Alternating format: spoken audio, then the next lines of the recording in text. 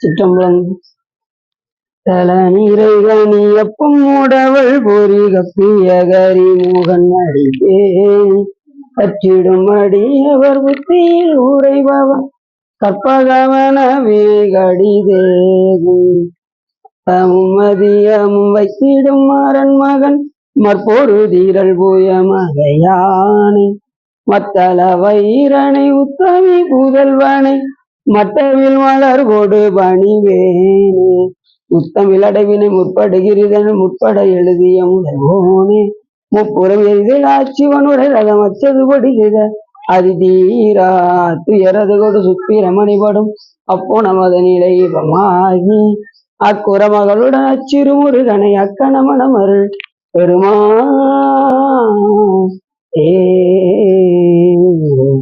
எந்தாயும் என கருள் தந்தையும் நீ சிந்தாகுலமானவை ஈத்தனையாள் கந்தா கதிவேலவனே உமையாள் மைந்தா குமரா மறைநாயகனே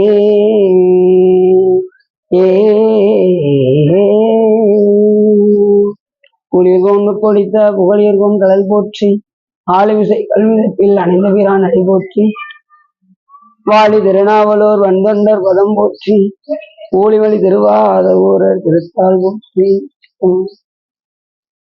எல்லாம் வல்ல சிவகாமிபாலுடன் ஐயா வல்ல வைத்தியநாத சுவாமியுடைய பெரும் கருணையினாலே நாம் இன்று சிவ தர்மோத்தரத்தில் ஐவகை யாகவியல் பற்றி சிந்திப்பதற்கு திருவர்களும் குருவர்களும் அடியார்களும் குட்டியில்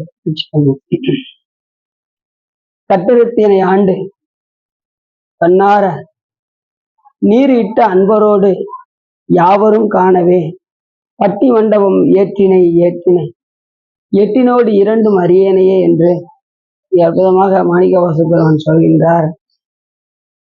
என்ன சொல்ல வருகின்றார் என்று சொன்னால், கட்டறுத்து இந்த ஆணவமாக கட்டிலிருந்து என்னை விடுவித்து கண்ணார நீர் இட்ட அன்பரோடு மாணிக்கவாச பெருமானை சிவபெருமான் ஆட்கொண்ட விதம்தான் என்ன என்று பார்க்கும் பொழுது அவரை ஆட்கொண்ட விதமே தனியாக இருக்கும். மற்றவர்களை ஆண்டு கொள்வதற்கும் மாணிக்கவாச பெருமானை ஆண்டு கொள்வதற்கும் ஒரு தனிச்சிறப்பு உள்ளது. மாணிக்கவாச பெருமானை வழிய வந்து திருப்பெருந்துறையில வழிய வந்து ஆட்கொண்டார். மாணிக்கவாச பெருமான் இருந்த நிலை அந்தவாறு. ஏன்னா அவர் மந்திரியாக இருக்கும் போதே எப்பொழுது திருவருள் கிடைக்கும் என்றே இருந்தார். 64 கலைகளையும் கற்ற மாணிக்கவாச பெருமான் மந்திரியாராக இருக்கும்போதே சிவபெருமான் மேல் கொண்ட பற்றின் காரணமாக யானேதும் பிறப்பஞ்சேன் இறப்பதனுக்கு என்கடவேன் வானேயும் பெறில் வேண்டேன் மண்ணாழ்வார் மதித்தும் இரு தேனேயும் மலர்கொன்றை சிவனே எம் பெருமானே எம் ஆனே உன் அருள் பெருநாள் என்னால் என்றென்றே வருந்துவனே என்று மாணிக்கவாச பெருமானுடைய அருள் எப்படி சாமி எனக்கு கிடைக்கும், அதுக்காகத்தான் நான் ரொம்ப வருந்துறேன் அப்படின்னு மாணிக்கவாச. அப்படி அவர் இருந்த நிலை அந்தவாறு இருந்தது. பெருமானே நான் அது ஒன்றுக்காகத்தான் நான் ரொம்ப வருந்துகின்றேன், உன்னுடைய அருள் எப்பொழுது கிடைக்கும் என்று இந்த பாட்டுல சொல்றாரு. கட்டறுத்து ஆண்டு கண்ணார நீரிட்ட அன்பரோடு யாவரும் காணவே. அவர் மாணிக்கவாச பெருமான் சாமி கிட்ட வந்ததுமே, பெருமானே என்னை அடியவரோடு கூட்டி வைக்க வேண்டும், உடையாள் இந்த நடுவிற்கும் உடையாள் நடுவுள் நீ இருத்தி அடியே நடுவுள் இருவீரும் இருப்பதானால் அடியன் உன் அடியார் நடுவுள் இருக்கும் அருளை புரியாய் பொன்னம்பலத்தையும் முடியா முதலே என் கருத்து முடியும் வண்ணம் முன்னின்று இவனே நீ அந்த அடியார் நடுவுல கொண்டு வந்து நீ என்ன பண்ணிரு, அதுல கொண்டு வச்சு அப்படி வச்சுட்டு நான் இந்த உலகத்துல எனக்கு அதை விட பெரும் வேறு எதுவும் கிடையாது அப்படின்னு. அதுபடியே சாமி என்ன பண்ணாராம், 999 அடியார்கள் நடுவுல கொண்டு வந்து சாமி மாணிக்கவாச பெருமானை. ஏன் அப்படின்னா ஆணவ வாசனை கூட தாக்காம இருப்பதற்காக. அடியார் திருக்கூட்டத்தோடு இருந்தால்தான் நமக்கு அந்த ஆணவ வாசனையும் நம்ம கிட்ட வராது, இல்லைன்னா வந்துவிடும் என்ற காரணத்தினால் ஒரு அடியார் 2 அடியார் கிடையாது, 999 அடியார் நடுவுல அவரை விட்டுட்டு. அதுக்கப்புறம் தான் அதிசயம் 10 படிக்கிறார். என்னை இந்த அடியோரோடு கூட்டி அதிசயம் கண்டாமே, அப்படி இல்லைன்னா நான் மனம் போன போக்குலாம் போயிருப்பேன். நீதி அவனை யாவையும் நினைக்கிறேன் நினைப்பவரோடும் கூட ஏதமே பிறந்து இறந்து உழல்வேன் தன்னை என் அடியான் என்று பாதி மாதோடும் கூடிய பரம்பரன் நிரந்தரமாய் நின்ற ஆதி ஆண்டுதன் அடியரில் கூட்டி அதிசயம் கண்டாமே என்று அதுக்கப்புறம் இப்படி நிறைய சொல்றார். நீரிட்ட அந்த 999 அடியார்கள் எப்படி இருந்தாங்கன்னா, நீரிட்டு சிவபெருமான் தொட்டு தொட்டு அத்தனை பேருக்கு திருநீர் பூசினார். எப்படி இருக்கும்? அவங்களாம் நீரிட்ட அன்பர்கள். ஏன்னா அத்தனை பேரும் சிஷியர் சிவபெருமான் குருநாதராக வந்து அத்தனை பேருக்கு தீட்சை வழங்கி அத்தனை பேரையும் சீடர்களாக அமர்த்தி அவர்களுக்கு சிவஞான போதத்தை உரைத்துக் கொண்டிருக்கின்றார். அப்பொழுது மாணிக்கவாச பெருமான் அங்கே வந்து அந்த கையில் என்ன வைத்திருக்கிறீர்கள் என்று கேட்டதும் உடனே அது சிவஞான போதம் என்று சொல்ல, சிவம் என்றால் என்ன, ஞானம் என்றால் என்ன, போதம் என்றால் என்ன அப்படிங்கிற கேள்விக்கு சிவபெருமான் சிவம் என்பது ஒப்புயர்வற்றது, உயர்வானது, நிலையானது என்றும், ஞானம் என்பது அதை பற்றி அறிவது என்றும், போதம் என்பது அதை பற்றி தெளிவது என்றும் கூற மாணிக்கவாச பெருமான் திருவடியில் விழுந்தவர் எழுந்திருக்கவே இல்லை. உடனே சாமி 2 திருவடியும் அவர் தலைமையில் வைத்து, இணையார் திருவடி என் தலைமையில் வைத்தலுமே துணையான சுற்றங்கள் அத்தனையும் துறந்து ஒழிந்தேன், அணையார் குணதில்லை அம்பலத்தை ஆடுகின்ற புனையாவின் சீர்பாடி பூவல்லி பொய்யோமோ என்று சொல்வதற்கிணங்க சாமி 2 திருவடியும் தூக்கி வை. அப்படி நீரிட்ட அன்பரோடு இவரையும் ஒரு அடியாராக ஆக்கி அது இந்த இடத்துல நினைச்சு பார்க்காரு சாமி. சாமி நினைச்சு மாணிக்கவாச பெருமான் சொல்றாரு, நீரிட்ட அன்பரோடு யாவரும் காணவே. அப்படி நீர் அணிஞ்சனால எல்லாரும் பாக்குறாங்க, ஓ இவர் சிவனடியார் அப்படின்னு சொல்றாங்க. இப்ப நம்ம திருநீர் வித்தியாசம் மட்டும் எல்லாரும் என்ன சொல்லுவாங்க வெளி உலகத்துல, இவர் சிவனடியார் அப்படின்னு. ரெண்டாவது அப்படி நீர் அணிஞ்சாச்சுன்னா யாரும் உங்ககிட்ட வந்து வம்பு இழுக்க மாட்டாங்க. இப்ப நீர் பூசலன்னு வச்சுக்கோங்களேன், வம்பு இழுப்பாங்க. திருநீர் ருத்ராஜ் அணிஞ்சிட்டா ஆஹா இது பெரிய இடத்து சமாச்சாரம் அப்படின்ட்டு அவங்களே என்ன செஞ்சுருவாங்க, ஒதுங்கி போயிடுவாங்க. இல்லைன்னு வச்சுக்கோங்களேன், உண்டு இல்லைன்னு உணிவாங்க, பக்கத்து வீடா இருந்தாலும் விட மாட்டாங்க. திருநீர் மட்டும் பூசலைன்னா பக்கத்து இருக்காங்க வேணுக்குன்னு நம்ம சண்டைக்கு இழுப்பாங்க. அந்த மாதிரிலாம் ஆயிரும். இந்த வேடம் வந்து நமக்கு அந்த மாதிரி போகக்கூடாது. நம்ம பார்த்தாலே எல்லாம் என்ன செய்வாங்க, சரி இது வந்து சிவனடியார் இவங்களை வந்து நம்ம எதுவும் செய்யக்கூடாது அப்படின்னு அவங்களுக்கே தோணும். நீர் இட்ட அன்பரோடு யாவரும் காணவே, எல்லாரும் காணும்படி. அது மற்றொரு பாட்டிலையும் சொல்றாரு, சாமி நீ எதற்காக ஆட்கொண்டாய் அப்படின்னாரு. ஆயனான் மறையவனும் நீயே ஆதலறிந்து நான் யாவரையும் கடனையனாய நாயனேன், நான் ஒரு தவமும் செய்யல, நான் ரொம்ப கடைப்பட்டவன், என்னை எப்படி சாமி நீ சிவனடியாராக ஏற்றுக்கொண்டாய் அப்படின்னு இன்னொரு பாட்டை சொல்றாரு. ஆதலால் என்னை ஆண்டு கொண்டாய், நான் ஊர் முழுவதும் நாதனே உனக்கு நான் ஓர் அன்பன் என்பேன், நான் ஊர் முழுவதும் சிவனடியார்னு சொல்லிக்கிட்டு இருக்கிறதுனால கண்டி என்னை ஆட்கொண்டியா? இல்ல அப்படிலாம் இருக்காது. நீ எப்படி ஆட்கொண்டிருப்ப அப்படின்னா, அடியார்தாம் இல்லையே மற்ற நான் பேயினேன் இதுதான் நின் பெருமை என்றோ, பெருமானே உனக்கு அடியாரே கிடைச்சிருக்க மாட்டாங்க, அதனாலதான் நீ ஆட்கொண்டிருக்க அப்படின்னாரு. அவங்களுக்கு அப்படி மாணிக்கவாச பெருமான் சொல்றாரு, சாமி என்னை நான் ஒரு இதுக்கு தகுதி இல்லாதவன், என்னை நீ எப்படி அடியாராக ஏற்றுக்கொண்டாய் அப்படின்னு அவரே கேள்வி கேட்டு அவரே பதில் சொல்றாரு. அவருடைய தவம் அப்படிப்பட்டது, தவமும் தவமுடையா இருக்கே.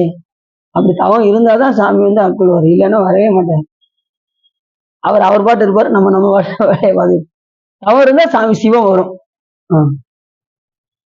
காட்டாதனவெல்லாம் காட்டி வின் தாழ்தா மறைகள் காட்டி, காட்டாதனவெல்லாம் காட்டி சிவம் காட்டி தாழ்தா மறைகள் காட்டி, அப்படி அதுக்கப்புறம் தான் சாமி தன்னை உணர்த்துவார். அப்படிப்பட்ட நிலையில இங்கே நீரிட்ட அன்பரோடு யாவரும் காணவே பட்டி மண்டபம் ஏற்றினை. சாமி அறிவுடையவர்களோடு ஞான சபையில், அந்த கற்றவர்களோட சபையில் இவரையும் இருத்தினார் அப்படின்னு சொல்றாரு. அவங்க எல்லாம் எப்படிப்பட்டவங்க, சிவகணங்கள்ல உள்ளவங்க 999 அடியாரும். அவங்க நடுவுல கொண்டு போய் சாமி மாணிக்கவாச பெருமானை வச்சாருன்னா அப்ப எப்படி இருக்கும், அவர் நிலையை எடுத்து சொல்றாரு. அப்படிப்பட்டவர்களோடு அந்த நீரிட்ட அன்பர்களோடு என்னையும் ஒருவனாக்கி நீ அந்த அடியார்களோடு என்னை கூட்டி வைத்தாயே, பட்டி மண்டபம் ஏற்றி வைத்தாயே. நம்ம என்ன சொல்லலாம் அப்படின்னா, நம்மளை பேச வைத்தது கூட பட்டி மண்டபம் ஏற்றினே. அடியன்னு சொல்லணும் இந்த நேரத்துல, இந்த இடத்துல என்னையும் ஒரு பொருளாக்கி நாய்சிவிகை ஏற்றி வைத்து அம்மை எனக்கு அருளியவார் ஆறுபருவார் அச்சோவை என்று சொல்வதற்காக ஒரு தகுதியும் இல்லாத அடியனை கூட சாமி என்ன பண்றாரு, சொற்பொழி பேசும்படி வைக்கிறார். இதுவும் பட்டி மண்டபம் ஏற்றினை ஏறி நம்மளை பேச வைக்கும். சாமியுடைய கருணையினால இந்த சொற்பொழிவை உள்ள இருந்து பேசுறது யாரு, சாமி பேச வைத்து உங்களை கேட்க வைத்து எல்லா செயலையும் இறைவன் செய்து கொண்டிருக்கின்றார். எதற்காக என்று கேட்டால், எப்படியாவது எல்லா ஆன்மாக்களையும் கடை தேர்த்தி விட வேண்டும் என்பதற்காக அடியனை சொல்லுமாறும் உங்களை கேட்குமாறும் வைத்திருக்கிறேன். அப்படிப்பட்ட நிலையில நீர் இட்ட அன்பரோடு யாவரும் காணவே பட்டி மண்டபம் ஏற்றினை ஏற்றினை. விடைவாகனத்தில் அமர்ந்திருக்கக்கூடிய பெருமானே, பட்டி மண்டபம் ஏற்றி யாவரும் காணவே ஏற்றினை. கற்றவர்கள் சபையில் நீ ஏற்றினை, என்னையும் ஒரு பொருளாக நீ ஏற்றினை. எந்த தவமும் இல்லாத அடியனையும் ஒரு பொருளாக மதித்தேன். அந்த கற்றவர்கள் சபையில் நீ என்னை ஏற்றினை. எட்டினோடு இரண்டும் அறியேனையே. அப்படிப்பட்ட நிலையில் நான் எப்படி இருக்கேன் அப்படின்னா, ஒண்ணு அறியாமையே இருக்கேன் அப்படின்னு. எட்டினோடு இரண்டு. எட்டு என்பது தமிழ்ல என்ன வார்த்தை அப்படின்னா சிவம். சிவம். இது இரண்டு வா, அதாவது சக்தி சிவ. அப்ப சிவத்தையும் சக்தியும் நான் அறியாமல் இருக்கின்றேனே, எட்டினோடு இரண்டையும் நான் அறியாமல் இருக்கின்றேனே. ஆனா நீ எப்படிப்பட்டவன் அப்படின்னா, என்னோடு சேர்ந்து என்னுடைய அறியாமையை நீக்கி அடியவர்களோடு நீ கூட்டினாயே, அது எவ்வளவு பெரிய சிறப்பு என்று மாணிக்கவாசகர் பெருமான் இந்த இடத்தில் வியக்கின்றார். பெருமானே, உன்னை அடையக்கூடிய தகுதியில் எத்தனையோ அடியார்கள் எல்லாம் இருக்கின்றார். நான் எந்த தவமும் செய்யல, ஆனா என்னையும் ஒரு பொருளாக மதித்து இந்த அடியார் திருக்கூட்டத்தில் நீ கூட்டினாயே என்று ஆச்சரியமா கேட்கிறார் சாமி கிட்ட. அப்படிப்பட்ட நிலையில இந்த பாட்டு அருமையான பாட்டு. கட்டறுத்து, எந்த கட்டறுத்து? நம்மளோட அந்த பாச கட்டை அறுத்து சாமி இந்த பாசத்தை எடுக்கும்போது எப்படி எடுப்பாரான்? பையத்தான் எடுப்பாரான். உடனே பாசத்திலிருந்து நம்ம என்ன செய்ய முடியாது, பேர முடியாது. பாசமெனும் தாள் உருவி அப்படின்னாரு. பாசத்துல இருந்து நம்ம மெதுவா தான் உருவாரு. அது உருவத்தை அறுத்து, அது வேகமா எடுக்க மாட்டாராம், மெதுவா. பாசமெனும் தாள் பந்தவாசம் அறுக்க வல்லார்களே அப்படின்னா உடனே பந்தவாசத்தெல்லாம் விட்டுட்டு போறது கிடையாது. பந்தவாசம் என்பது நம்ம கிட்ட இருக்கக்கூடிய மலத்தை சொல்றாரு. உடனே நம்ம கூட பிறந்தவங்க அந்த மாதிரிலாம் இல்லை. நம்ம கூடயே இருந்து மழை வருதா, நம்ம ஆரம்பத்துல இருந்து ஆணவ மலம் ஒண்ணு இருக்கா, அதை நீக்கிறதுக்கு தான் சொல்றேன். அதுதான் நமக்கு பாசம். கண்ம மலம், மாயா மலம், ஆணவ மலம் என்கின்ற அந்த மலத்தை நீக்கிறதுதான் பாசம்னு சொல்றோம். அதை கொஞ்சம் கொஞ்சமா சாமி என்ன பண்றாராம், ஒவ்வொரு பிறவிலையும் அதை கட்டை அறுத்து கொண்டே இருக்கின்றார். ஒவ்வொரு கட்டா அறுக்க இது என்ன செய்யுது, வினை செஞ்சுக்கிட்டே தான் இருக்கு. மீழ்வனாங்குது கொஞ்சம் கொஞ்சமா. இது என்ன செய்யும், ஸ்டெப்பா ஒவ்வொரு பிறவில அனுபவப்பட்டு தான் தெரியும். நமக்கு ரெண்டு அறிவு இருக்கு. ஒன்று பட்டறிவு, மற்றொன்று சுட்டறிவு. நமக்கு சுட்டி அறியக்கூடிய அறிவு இருக்கான்னா இந்த உயிர்களுக்கு கிடையாது. சுட்டி அறியக்கூடிய அறிவே பட்டறிவு தான் நமக்கு. அனுபவப்பட்டே தான் அறியும். நீங்க ஐஸ்கிரீம் சாப்பிடாதீங்க, தொண்டையில கட்டி வந்துட போதுங்க. நீ என்ன சொல்றது, நான் என்ன கேட்கறது? ஒண்ணுக்கு நான் 2 வாங்கி சாப்பிடுவேன், ரைட்டு, அனுபவிங்க. அதுக்கப்புறம் தொண்டையில இது வந்ததுக்கு அப்புறம் இன்னைக்கு சொன்னது சரிதான், இப்பதான் ஆஸ்பத்திரியில டாக்டரை போய் பார்த்துட்டு வரேன், இப்பதான் தொண்டையில ஏதோ ஆபரேஷன் பண்ணணும்னு சொன்னாங்க அப்படின்னு என்ன செய்யக்கூடாது. முதல்ல சொல்லும்போது கேட்டிருக்கலாம்ல, கேட்காது. அனுபவப்பட்டு தான் அறியும். கோயிலுக்கு வாங்க, சிவன் கோயிலுக்கு வாங்க, வழிபாடு செய்ய, மாறாதவர்களோட போகாதீங்க, கெட்டவர்களோடு போய் சேராதீங்க. நீ என்ன சொல்றது, நான் என்ன கேட்கறது? நான் அப்படிதான் போய் சேருவேன்னா அங்க என்ன செய்வாங்க, அங்க அடி விழுவோம். சேராதவரோட சேர்க்கை என்னதாகும், எங்க போவாங்க, அங்க போய் அடி வாங்குவாங்க. போய் அவங்களுக்கு எங்க சொல்றேன்னு புரியுது அவங்களுக்கு. இப்படி இறைவனோடு ஒன்றுபடக்கூடிய அடியார்களோடு நாம் சேரவில்லை என்றால் நம்முடைய வாழ்க்கை நிலை ரொம்ப மாறிப்போம். அதனால நம்ம எப்பயுமே அடியார்களோடயே இணங்கி இருந்தால் நம்ம நல்ல நெறியில போறோம்னு அர்த்தம். அடியார்களை விட்டு விலகிட்டோம்னு வச்சுக்கோங்க, நம்ம வாழ்க்கையே பாழாகி விடும். அதனாலதான் ஒவ்வொரு நிலையிலையும் மாணிக்கவாசகர் பெருமான் நமக்காகவே அடியவரோடு கூட்டிய அதிசயம் எல்லாமே. என்னை அடியார் நடுவில் இருக்கும் அருளை புரியாய், திருநாள் கூட்டம் காட்டாயே செத்தே போனார் சிறியாரோ. பெருமானே, எனக்கு இந்த அடியார் திருக்கூட்டத்தை காட்டுறதுன்னா நான் என்ன செய்வேன், சாவதே மேல் அப்படின்னு. அடியார் திருக்கூட்டத்துல இல்லைன்னா எனக்கு பிரயோஜனம் கிடையாது. இந்த கூட்டத்துல இல்லைன்னா நமக்கு வர சாப்பிட தூங்க வேலைக்கு போக இதுக்கு வந்துக்கணுமா? அப்படி பலவாறு இந்த பாட்டுல சொல்றாரு. கட்டறுத்தனை ஆண்டு கண்ணார நீரிட்ட அன்பரோடு யாவரும் காணவே பட்டி மண்டபம் எட்டினோடு இரண்டும் அறியனையே என்று அற்புதமாக மாணிக்கவாசகர் பெருமான் கூறுகின்றார். இப்ப நம்ம கதைக்குள்ள போயிடப்போம். ஏதோ ஒரு லைட் இல்ல, அந்த லைட் இல்ல, என்ன அதான் எனக்கு அந்த லைட்டை போட்டுவிடுங்க.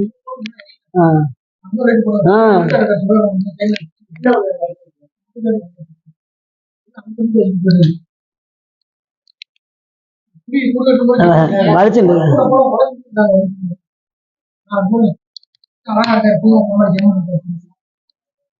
பாது கோயில் எப்படி என்ன வளைச்சு சார் இப்ப வெளியே கொஞ்ச நேரம் சார் இது அட்பாக்ஸ்ல தானே சார் வந்துருக்கீங்க சரி சென்ற முறை 4 யாகத்தை பத்தி 5 யாகத்தை பத்தி பார்த்தோம். என்னென்ன யாகம்? கண்ம யாகம், தபோ யாகம், ஜவ யாகம், தியான யாகம், கடைசி 5 யாகத்தை பார்த்தோம்ல.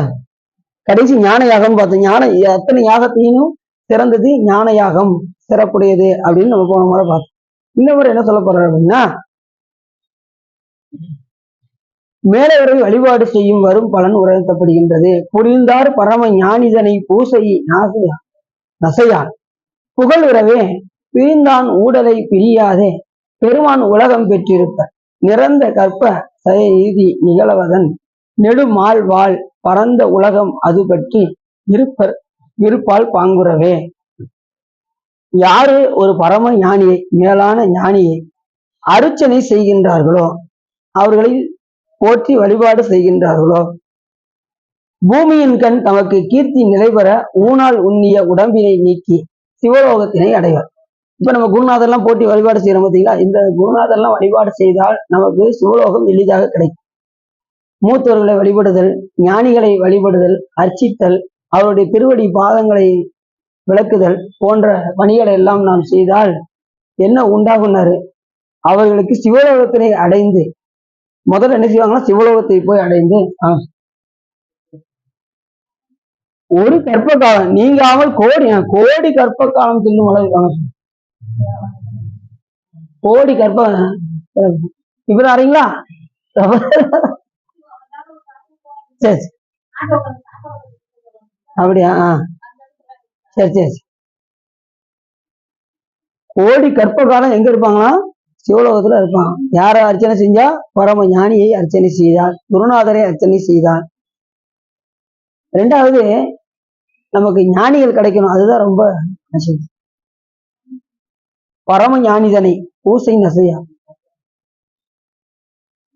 நம்ம ஞானிகள் வேற யார் பார்க்கலாம்? நம்ம குருநாதரை ஞானியாக பார்க்கலாம். எந்த நேரம் சிவத்தை சிந்திக்கின்றது இந்த உலகத்துல கண்ணுக்கு தெரியுமா அப்படின்னா கண்ணுக்கு தெரிவது ரொம்ப கஷ்டம். அப்படி ஒரு சிவஞானி உங்களுக்கு கிடைச்சிட்டா நீ என்ன செய்யணும்? அவர்களை பூசிக்க வேண்டும், அவருடைய பாதத்தை விலக்கி அர்ச்சனை செய்ய வேண்டும்.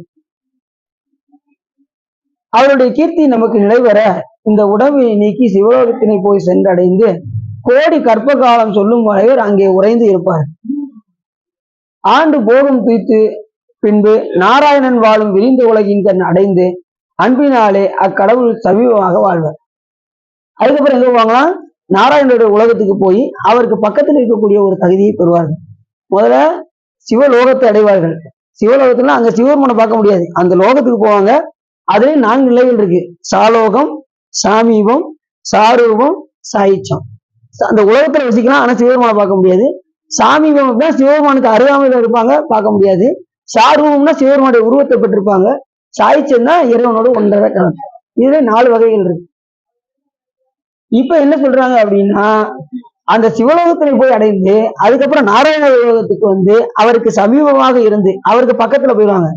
சிவலோகத்துக்கு போய் அப்புறம் கொஞ்சம் கீழே வந்து அப்புறம் நாராயணனுடைய உலகத்தில் போய் விருந்தகன் அவரை அடைந்து அக்கடவுளுக்கு சமீபமாக பக்கத்தில் இருக்க தகுதியை பெற்று அங்கரன் நாராயணன் உலகத்தில் போகம் தூய்ப்பித்து அங்குள்ள போகத்தை தூய்ப்பித்து நாராயணன் இருக்கக்கூடிய உலகம் என்ன உலகம்? ஸ்ரீ வைகுண்டம். கேள்விப்பட்டிருக்கீங்களா? நாங்க நல்லாவே பார்த்திருக்கோம். அந்த சொர்க்க வாசல் திறக்கும் போது நாங்க பார்த்திருக்கோம். அங்க என்ன திறந்திருக்காங்கன்னு சொன்னாங்க. அந்த காலையில போவாங்கல்ல வைகுண்ட ஏகாதசி அன்னைக்கு என்ன செய்வாங்க? சொர்க்க வாசல் திறப்பாங்களா? மோட்ச வாசல் சொன்னாங்களா? சொர்க்க வாசல் தானே சொன்னாங்க. மோட்ச வாசல் எங்க உண்டு? சிவூர் மட்டும் தான் உண்டு. முக்தி யாரு கொடுக்க முடியும்? எல்லாரும் ஓடுவாங்க சொர்க்க வாசல் ஓடுவாங்க. சொர்க்கத்துக்கு போனா மறுபடியும் இங்கே வரணும். சிவலோகம் போனாதான் இங்க வர மாட்டோம். அங்க மோட்ச வாசல் சொல்றது இல்ல. அப்ப நமக்கு எந்த வாசல் வேணும்? அது யாரு கொடுப்பா? சிவபெருமான் தான். புரிஞ்சிருச்சா? இந்த உண்மை தெரிஞ்சிருச்சுன்னா எல்லாம் ஆக அப்படியா அப்படின்னு கேட்கறாங்க. வைகுண்ட ஏகாதசி மீட்டு அவங்க போவாங்க. பாத்தீங்கன்னா தெரியும் சொர்க்கம். நமக்கு என்ன வாசல் வேணும்? மோட்ச வாசல். அப்படி நாராயணனுடைய உலகத்துக்கு சென்று அங்கே அங்கே போய் அந்த இன்பத்தை அனுபவித்து விட்டு பிரம்மலோகம், இந்திரலோகம், கந்தர்வலோகம், ஏக்கலோகம் இவனில் விடவே வந்தடைந்து ஆண்டாண்டு உள்ள போக வேதங்களை எல்லாம் அங்கே அனுபவித்துக் கொண்டு பூமியின் கண் உத்தம சாதியில் தோன்றி அதுக்கப்புறம் பூலோகத்துக்கு இங்க வந்து யார வழிபாடு செஞ்சா, ஒரு பரம ஞானியை வழிபாடு செஞ்சா இவ்வளவு நிலை இருக்கும்.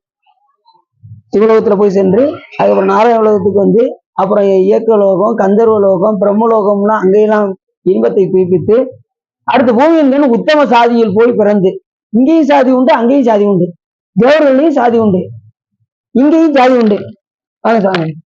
இங்க என்னென்ன ஜாதிலாம் சொல்றோம் பாத்தீங்களா, அதே போல அங்கேயும் ஜாதி உண்டு. கல்யாண கிஃப்டா அது கல்யாணம் அப்படியா? அப்படி நாராயண லோகத்தை அடைந்து பூமியின் கண் உத்தம சாதியில் தோன்றி முன் விட்ட குறையினாலே விட்ட குறை தொட்ட குறை காரணமாக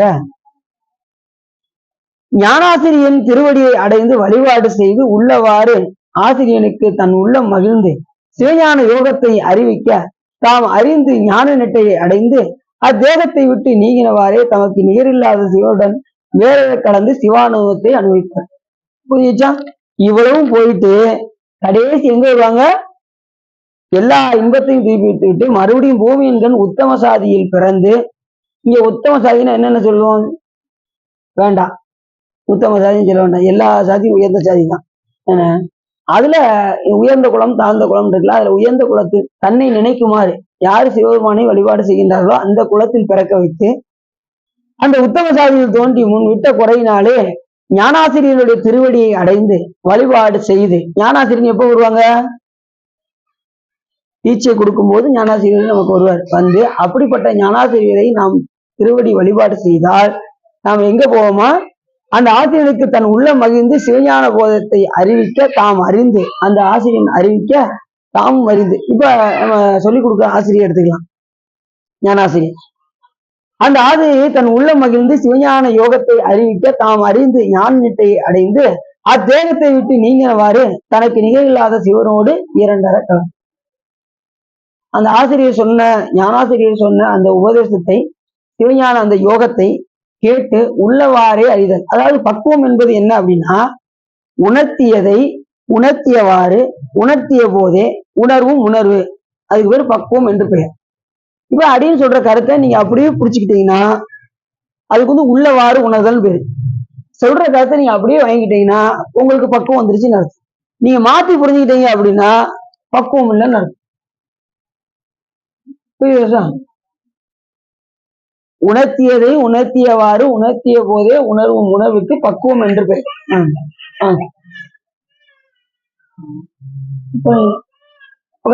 அப்படி அப்ப பக்குவம் என்றது என்னன்னு, உணர்த்தியதை உணர்த்தியவாறு உணர்த்திய போதே உணர்வும் உணர்வு உள்ளவாறே உணர்தல். அன்னைக்கு இது சேரத்துக்கு வந்தீங்களா சார்? சரி சரி. அப்படி ஞானாசிரியனை வழிபாடு செய்து ஞான நிட்டையை அடைந்து இந்த தேகத்தை விட்டு நீங்கி சிவலோகம் சென்று சிவானுபவத்தை அனுபவிப்பர். யாரை பூசிச்சா? ஒரு பரம ஞானியை பூசித்தால் இந்த நிலையை அடைவார்கள். ஒரு பரம ஞானியை வழிபாடு அவர்களை திருவடி பாதத்தை விலக்கி அர்ச்சனை யார் செய்கின்றார்களோ அவர்கள் எங்க போவாங்க? சிவலோகத்தின் ஒரு கற்ப கோடி காலம் வாழ்ந்து அதுக்கப்புறம் நாராயண உலகத்துக்கு வந்து அதுக்கப்புறம் பிரம்மலோகம் வந்து அப்புறம் கந்தர்வலோகம் வந்து அடுத்து இயக்கலோகம் வந்து இதெல்லாம் முடித்து கடைசி எங்க வருவாங்க? அந்த லோகத்தெல்லாம் அழிவிச்சு மறுபடியும் பூமியின் கண் வந்து பிறந்து, அதெல்லாம் கொஞ்சம் கவனமா கலந்து சார், பூமியின் கண் வந்து பிறந்து ஒரு உத்தம சாதியில் பிறந்து சிவபெருமான் தன்னை நினைக்குமாறு செய்கின்ற அந்த ஒரு பிறப்பில் அழுத்தி ஞானாசிரியரிடம் உபதேசம் வாங்கி அந்த சிவஞான யோகத்தை கற்று அதுக்கப்புறம் சிவபெருமானை போய் இரண்டரை கலப்பர். இவ்வளவு நிலை இருக்கு இதுல. புரியுதா? ஒரு பரம ஞானி பூசித்தால் எவ்வளவு சிறப்புன்னு பாருங்க. இப்ப குருநாதரை பூஜிச்சா அது ஒரு சிறப்பு. இப்ப நீங்க தீட்சை எடுத்த குருநாதர் நீங்க வச்சிருப்பீங்களா முன்னாடி? வச்சிருக்கீங்களா? வச்சிருக்கீங்களா? குருநாதர் படத்தை, உங்களுக்கு தீட்சை கொடுத்த குருநாதர் படத்தை வச்சிருக்கணும். வச்சு அவங்களே பூசிக்கணும். படத்தை வச்சிருக்கீங்களா? வச்சு அவங்களுக்கு ஒரு புஷ்பம் சாத்தி வழிபாடு பண்ணணும். நமக்கு தீட்சை கொடுத்த குருநாதரை சிவமா பார்க்கணும். அடியார்கள் படம் இருக்கா? என்ன படம் இருக்கு? 4 படம் தான் இருக்கு. சரி, 63 படம் இல்லையா? அடுத்த 63 படம் அடிச்சிருவோம் சார். அடிச்சு எல்லாத்துக்கும் கொடுத்துருவோம். 63 நாயன்மார் படம் எல்லார் வீட்லயும் இருக்கணும். இருக்கா? இல்ல, உங்க வீட்டுல இல்ல. அதுக்கு படத்தை அடிச்சிரும், அடிச்சு எல்லாத்துக்கும் வச்சிரும். 63 நாயன்மார்கள் தொகையடியாரோட சேர்த்து 72 பேரு. நம்ம வீட்டுல 2 இருக்கு. அதை ஏதாவது உன பிரிண்ட் அவுட் எடுத்து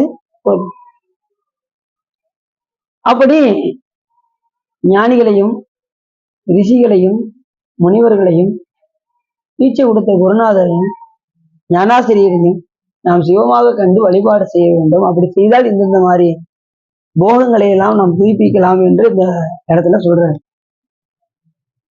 அடுத்து சொல்றாரு, நின்மலதான சிவனது சுவாப சொரூபத்தை உணர்ந்த ஞாதாக்கள் விடய விதயங்களை பொருந்தினால் எனும் அதனை ஆராயும் இடத்து அவர்கள் தாமரை இலையில் தங்கிய நீர் அதில் தோய்வின்றி நின்றார் போல் அது விடயங்களில் அளந்தார்கள். பரம ஞானிகள் எப்படி இருப்பாங்க? உலகத்துல இருந்து கொண்டு தாமரை இலையில் தண்ணி எப்படி ஒட்டாதவாறு இருக்கின்றதோ அதே போல் அவர்கள் ஒட்டாதவாறு இருப்பார்கள். தமது ஆணவ முதலியவற்றை போக்குவார். ஆதலால் ஞானிகளுக்கே பூசை செய்ய கடவர். அக்கென்றால் மலரையான சிவன் அவன் சிவன் ஞானிகளை விட்டு நீங்காது அவரிடமிருந்து நின்று செய்தார் பூசையை தானே விரும்பி ஏற்றி கொள்ள. இப்ப இப்ப இப்ப நான் சொன்னேன் பாத்தீங்களா, அந்த கருத்துக்கு இப்ப சொல்ல வரேன். நீங்க சிவஞானியை பூசித்தால் அந்த பூசையை யார் ஏற்றுக்கொள்வார் அப்படின்னா சிவபெருமானே அந்த பூசையை ஏற்றுக்கொள்வார்.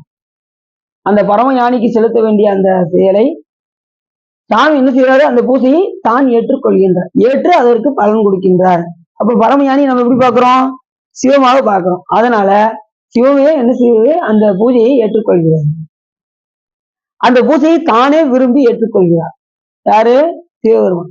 இதில் நீ எந்த இதை செஞ்சாலும் சரி, யார வழிபாடு செஞ்சாலும் சரி, போய் யார்கிட்ட கடைசி சேரும் அப்படின்னா சிவபெருமான் தான் போய். இப்போ ஒரு வேள்வி செய்யறாங்கன்னு வச்சுக்கோங்க.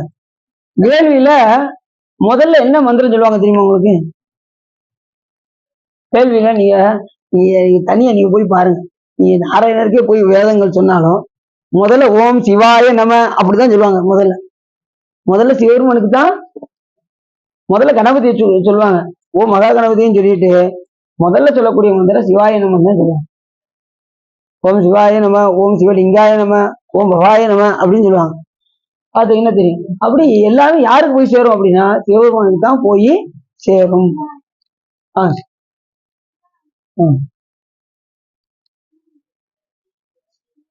அப்படி அந்த பூசையை சிவபெருமானே என்ன செய்யறாரு? அந்த ஞானிகளுடைய பூசையை சிவன் அந்த சிவஞானியை விட்டு நீங்காது அந்த ஞானியோடு ஒன்றுபட்டு இருக்கின்ற காரணத்தினால் அவருக்கு செய்யக்கூடிய பூசையை தானே ஏற்றுக்கொள்கின்றார் சிவபெருமான். அடுத்த பாட்டுல சொல்றாரு, சிவஞானிகளுக்கு வினை எப்படி ஏறாது என்று சொல்றார். மேலான மந்திரத்தையும் வல்லவர்கள் அந்த அடியார்களுக்கு நஞ்சினை புசித்தாரேனும் அதனால் வருத்தலுற ஒப்பில்லாத சிவனுடைய ஞானத்தை உணர்ந்த சிவஞானிகளும் எல்லாம் சிவன் செயல் என்றும் தன் செயல் மாண்டிருக்கையினாலே அவர்கள் புண்ணிய பாவங்களை செய்து அதனால் வரும் சுகதுகத்தை அடைந்தனர். இப்ப உதாரணத்துக்கு சொல்றோமே, அப்ப சாமிகளுக்கு விஷத்தை வச்சு கொடுத்தாங்க, நஞ்ச பால் சோத்துல வச்சு கலந்து கொடுத்தாங்க. நஞ்சும் அமுதமாக்கினார் நனிவள்ளி அடிகளாரேன்னாரு. அந்த நஞ்சு என்ன மாறிடுச்சு? அமுதமாக. ஏன் அப்படின்னா சிவஞானியை அது தாக்காது. 7 நாள் கொண்டு போய் செங்கச்சோலையில வச்சாங்க. அப்ப சுவாமியில என்னாச்சு? ஒன்றும் செய்யல. ஏன் அப்படின்னா அவர்கள் தன் செயலாக அவர்கள் நினைக்கவில்லை. அவர்கள் எல்லாம் சிவன் செயல் என்று நினைக்கின்ற காரணத்தினால் அவர்களை வினை தாக்காதவாறு. கழுகு மரம் 10 எரிஞ்சது, பட்டினதார கொண்டு போய் கழுகு மரத்துக்கு முன்னாடி கொண்டு போய் நிப்பாட்டினாங்க. அப்ப என்ன ஆச்சு? கழுகு மரமும் 10 எரிந்தது. என் செயலாவது யாதொன்றும் இல்லை, இனி தெய்வமே நின் செயலே என்று உணரப்பெற்று இந்த ஊனெடுத்த பின் செய்த தீவினை யாதும் ஒன்றும் இல்லை, பிறப்பதற்கு முன் செய்த தீவினையோ இங்கனவே மூண்டதுவேனாரு. கழுகு மரம் 10 எரிஞ்சு. தெரிஞ்சா அப்படி சிவஞானிகள் எப்பயுமே தன் செயலாக என்ன செய்ய மாட்டாங்க, கருத மாட்டாங்க. எல்லாமே சிவன் செயல் என்றுதான் இருப்பார்கள். குருஞான சம்பந்தர் கேள்விப்பட்டிருக்கீங்களா? நம்ம ஸ்ரீவில்லிபுத்தூர் அவதாரம் செய்த குருஞான சம்பந்தர் இங்க இருந்து மதுரையில அவங்க தாய் தகப்பனார் கூட்டு போனாங்க. கூட்டு போய் வழிபாடு செய்து கொண்டிருந்தார்கள். எங்க? மதுரை மதியில. அவரு உண்மையான அப்பா அம்மா யாருன்னு தெரிஞ்சு போச்சு. யாருக்கு? குருஞான சம்பந்தர். நான் வரமாட்டேன் அப்படின்னாரு. உடனே அந்த தாய் தகப்பனார் அப்படியே இருந்துக்கோ அப்படின்னு சொல்லி விட்டுட்டு வந்துட்டாங்க. அதுதான் ஒரு ஆச்சரியம். இப்ப நம்ம அப்பா அம்மா விடுவாங்களா? வாரியா என்ன பண்ணுங்க 2 அடி போட்டு இழுத்துட்டு வந்துருவோமா? அவரு நான் வரமாட்டேன் அப்படின்னாரு. சரிப்பா உன்னை சிவபெருமானே பாத்துக்கிட்டுரும் அப்படின்ட்டு அவங்க வந்துட்டாங்க. தாய் தகப்பனார் நம்ம ஊர்ல. போனது எங்க? மதுரையில. அப்படியே சொக்கநாத பெருமானை பார்த்தாரு. அப்படியே அடிக்ட் ஆயிட்டாரு நம்ம சாமி குருஞான சம்பந்தர். உடனே அப்படியே உறங்கி கொண்டிருந்தார். உடனே இவருக்கு சிவபூஜை அந்த பொற்றாமரை குளத்துல எல்லாரும் சிவபூஜையை செய்து கொண்டிருப்பதை பார்த்து கொண்டே இருந்தார். நாமும் சிவபூஜை செய்ய வேண்டும் என்கின்ற விருப்பம் அவருக்கு இருந்தது. உடனே சிவபெருமான் கனவில் தோன்றி ஈசான மூலையில் பொற்றாமரை குளத்தில் ஈசான மூலையில் சிவலிங்கத்தை எடுத்துக்கொள் அப்படின்னது. உடனே காலையில் விடிஞ்சதே சரின்னு எந்திரிச்சு ஓடி வந்தார். ஓடி வந்து அந்த ஈசான மூலையில போய் பாக்குறாரு. அந்த பெட்டகத்தோட சிவலிங்கம் கிடைக்கும். இப்ப சிவலிங்கமே கிடைச்சிருச்சு. சாமியே சொல்லிட்டாரு. அதோட நம்ம விட்டுருவோம்ல. உடனே சாமிகிட்ட நம்ம என்னன்னாலும் கேட்போம்னு நினைப்போம். ஆனா அவர் என்ன கேட்டாரு? கிடைச்சதுமே இதுக்கு குருநாதர் வேணும்னு கேட்டார். சிவலிங்கம் கிடைச்சா பெருசு கிடையாது. அதை பூசிக்கிறதுக்கு குருநாதர் வேணும். குரு இல்லாம என்ன செய்ய முடியாது? பூஜிக்க முடியாது. எனக்கு குருநாதரை கொண்டு வந்து எனக்கு தர வேண்டும் என்று கேட்டதும் உடனே திருவாரூரில் கமலை ஞானப்பிரகாசன் உனக்கு உபதேசம் செய்வார் அப்படின்னு இவர் கனவுலையும் சொல்ல, அவர் கனவுல குருஞான சம்பந்தர் வருவார், அவருக்கு உபதேசம் செய் அப்படின்னு சொல்லி சிவபெருமான் அவர் கனவுலையும் சொல்ல, இவர் திருவாரூருக்கு போறாரு. அங்க 2 பேரும் பாக்குறாங்க. அத ஞான நிஷ்டையில 2 பேருக்குமே புரியுது. உடனே அவருக்கு உபதேசம் செய்வதற்காக யார் இருக்கா? அவரை சிஷியராக ஏற்றுக்கொண்டார். கமலை ஞானப்பிரகாசன் குருஞான சம்பந்தரை சிஷியராக ஏற்றுக்கொண்டார். திடீர்னு ஒரு நாள் அவரு தீவெட்டிய பிடிச்சு கொண்டு வந்து தீவெட்டி பிடிக்கிற ஆளு அன்னைக்கு வரல குருநாதர் கூட. அதனால குருஞான சம்பந்தர் என்ன பண்ணாரு? அந்த தீவெட்டியை பிடித்து கொண்டு வந்தார்.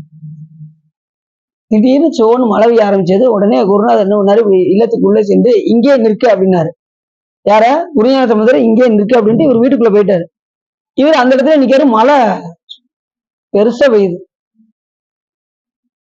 காலையில விடிஞ்சிருச்சு. விடிஞ்சிட்டு வெளியில பாக்குறாங்க. மழை அப்பயும் பெஞ்சுக்கிட்டு இருக்கு. ஆனா குருஞான சம்பந்தர் மேல ஒரு துளி கூட படல. அப்படி நிக்கிறாரு. பார்த்தாரு. ஆகா இது சரி வராது. ஒரு இடத்துல 2 கத்தி இருக்கக்கூடாது. ஒரு வரல இருக்கக்கூடாது.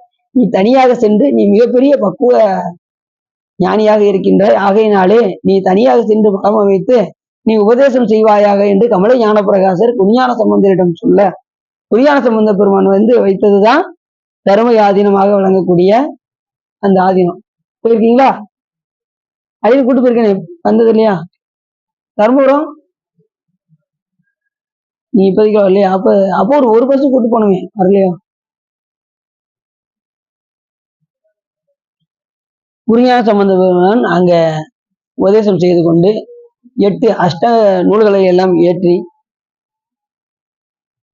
அவர் அடங்கி இருக்கும் போது அவருக்கு உபதேசம் செய்வதற்கு ஆனந்த பரவசர் என்பவருக்கு உபதேசம் செய்தார். நல்லா கவனமா கேளுங்க.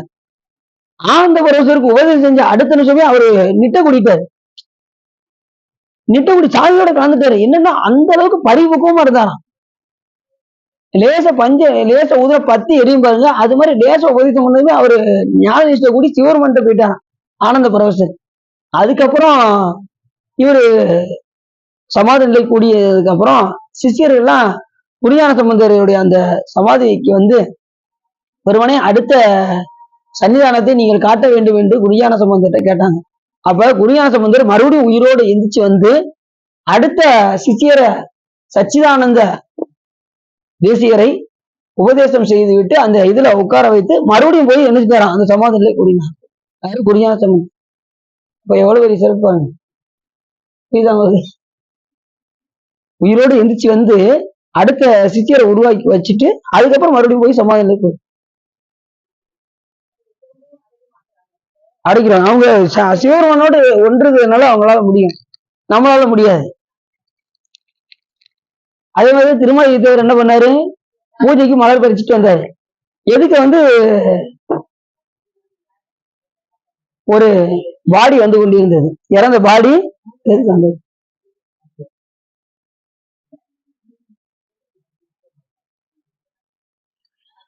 உடனே என்ன பண்ணாரு, அந்த கொண்டு வந்த மலரை அப்படியே அந்த இடத்துல நிப்பாட்டினார். நிப்பாட்டிட்டு இப்ப பாடி வந்தது பாருங்க, இறந்த பாடி, அதுக்கு உயிர் கொடுத்தாரு. அந்த பாடி உயிரோட எந்திரிச்சு நடந்து விறுவிறுவிறு சுடுகாட்டுக்கு போய் அங்க போய் படுத்துக்கிடுச்சு, படுத்து இறந்து போயிடுச்சு. அதுக்கப்புறம் இவர் என்ன பண்ணாரு, அந்த மலரை மறுபடியும் வாங்கி அதுக்கப்புறம் கொண்டு போய் சிவ பூஜை பண்ணார். ஏன்னா அந்த தீட்டு போக வேண்டும் என்பதற்காக அதை உயிரோடு எழுப்பி அந்த இடத்துல, அதுக்கப்புறம் அதுக்கு சுடுகாட்டுல போய் அது படுத்து இறந்தது. அதுக்கப்புறம் அந்த மலர்களை எடுத்து கொண்டு போய் சிவ பூஜை செய்தார். யாரு? திருமாளிகை தேவர், மறந்துடக்கூடாது. இப்படிலாம் ஞானிகள் இருந்திருக்காங்க பாத்துக்கோங்க. அவங்களால ஞானிகளால் முடியாது எதுவுமே. அவர்களும் 7 உலகத்தையும் போய் அண்டங்களை எல்லாம் ஆளக்கூடிய தகுதியை பெறுவார்கள் என்று போன பாட்டிலே நம்ம சொன்னோம். ஏன்னா சிவபெருமானோடு ஒண்டிட்டோம்னா அந்த வியாபக தன்மை நமக்கும் வந்துவிடும். அவர் கொடுக்கக்கூடிய அந்த 8 குணங்கள்ல தன்வயத்தனாதல், இயற்கை உணவுனாதல், இயல்பாகவே பாசங்க நீங்குதல், பேராற்றல், பேரறிவு, வரம்பு இன்பமுடைமை, தூய உடம்பினாதல் போன்ற 8 குணமும் இந்த உயிர்களிடம் பதிகின்ற காரணத்தினால் அவர்களும் 7 உலகத்தையும் ஆளக்கூடிய தகுதியை பெறுவார்கள்.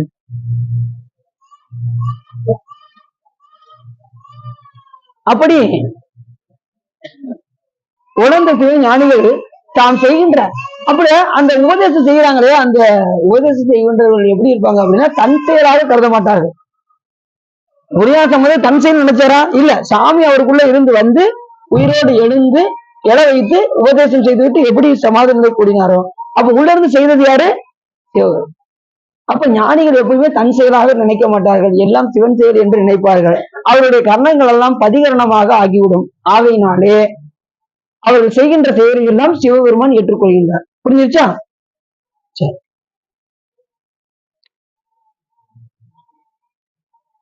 அவர்கள் வந்து எந்த சுக துக்கத்தையும் அவர்கள் அடைந்தினர். நமக்கு இன்பம் துன்பம் வருதுல்ல, அவங்களுக்கு அந்த இன்பம் வந்தாலும் துன்பம் வந்தாலும் அதை பத்தி அவங்க கவலையே பட மாட்டாங்க. ஞானிகள்லாம் பாறாங்கல்ல மேல வந்து விழுந்தாலும் அவங்க என்ன செய்ய மாட்டாங்க, கவலைப்பட மாட்டாங்க. கழுவு மரத்துல முன்னாடி போய் நிப்பாட்டினதா அவங்க கவலையப்படல. இப்ப நம்மளும் பயந்துருப்போம், என்னது கழுவு மரத்துக்கு முன்னாடியா அப்படின்னு என்ன செய்வோம், பயப்படுவோம். அவங்க பயப்பட மாட்டாங்க. அந்த இடத்துல இறைவனுடைய அருளை முன்னிறுத்தி அதிலிருந்து வென்று விடுவார்கள். கல்லை கட்டி கடல்ல தூக்கி எறிஞ்சாங்க. அப்ப என்னாச்சு, அவர் பயப்படல. என்ன பண்ணாரு, நற்றுணையாவது நமச்சிவாயினாரு, கல்லும் மருந்தும். இப்படிதான் ஞானிகள் இருப்பாங்க. அவர் எப்பயுமே சிவத்தை நிறுத்துகின்ற காரணத்தினால் அவர்கள் என்ன ஆவாங்க, அதையெல்லாம் வென்று விடுவார்கள். சுக துக்கம் அவங்க வந்து எந்தையும் கடந்தவங்க. இன்பம் துன்பம், இரவு பகல், நல்லது கெட்டது, இதெல்லாம் கடந்தவங்க. இருமையும் கடந்து நின்றார் இவரை நீ அடைவாய் என்று அப்படின்னு சிவபெருமான் சுந்தரசாமி அது சொல்றாரு. அப்படிப்பட்டவர்கள் அடியார்கள் அப்படின்னாரு. இரவு பகல்லாம் அவனுக்கு தெரியாது. ஓங்கி ஒடுங்கி நிலை பெற்ற உத்தமர் உள்ளம் அங்கு நமனும் அங்கில்லை, இராப்பகல் இல்லை அப்படின்னாரு திருமலதேவன். அவங்களுக்கு எதுவுமே தெரியாது, இரவு தெரியாது, பகல் தெரியாது. மணி எத்தனைன்னு கேட்டா கூட அவங்களுக்கு என்ன தெரியாது. இப்ப நம்ம தான் ஒவ்வொரு நிமிஷத்துக்கு ஒருக்க மணி 7 ஆயிடுச்சாங்க, 7:30 ஆயிடுச்சாங்கன்னு என்ன செய்வோம், காலத்தை பார்த்துட்டே இருப்போம். அவங்க காலம்லாம் கடந்துருவாங்க. அவங்க எத்தனை யுகம் போகுது கூட அவங்களுக்கு தெரியாது. அந்த அளவுக்கு அவங்க ஞானிகள் பக்குவ நிலையோட இருப்பாங்க. அவங்க ஒரு நிமிஷத்துக்கு ஒருக்க டயத்தை பார்த்துக்கிட்டு இருக்கோம்.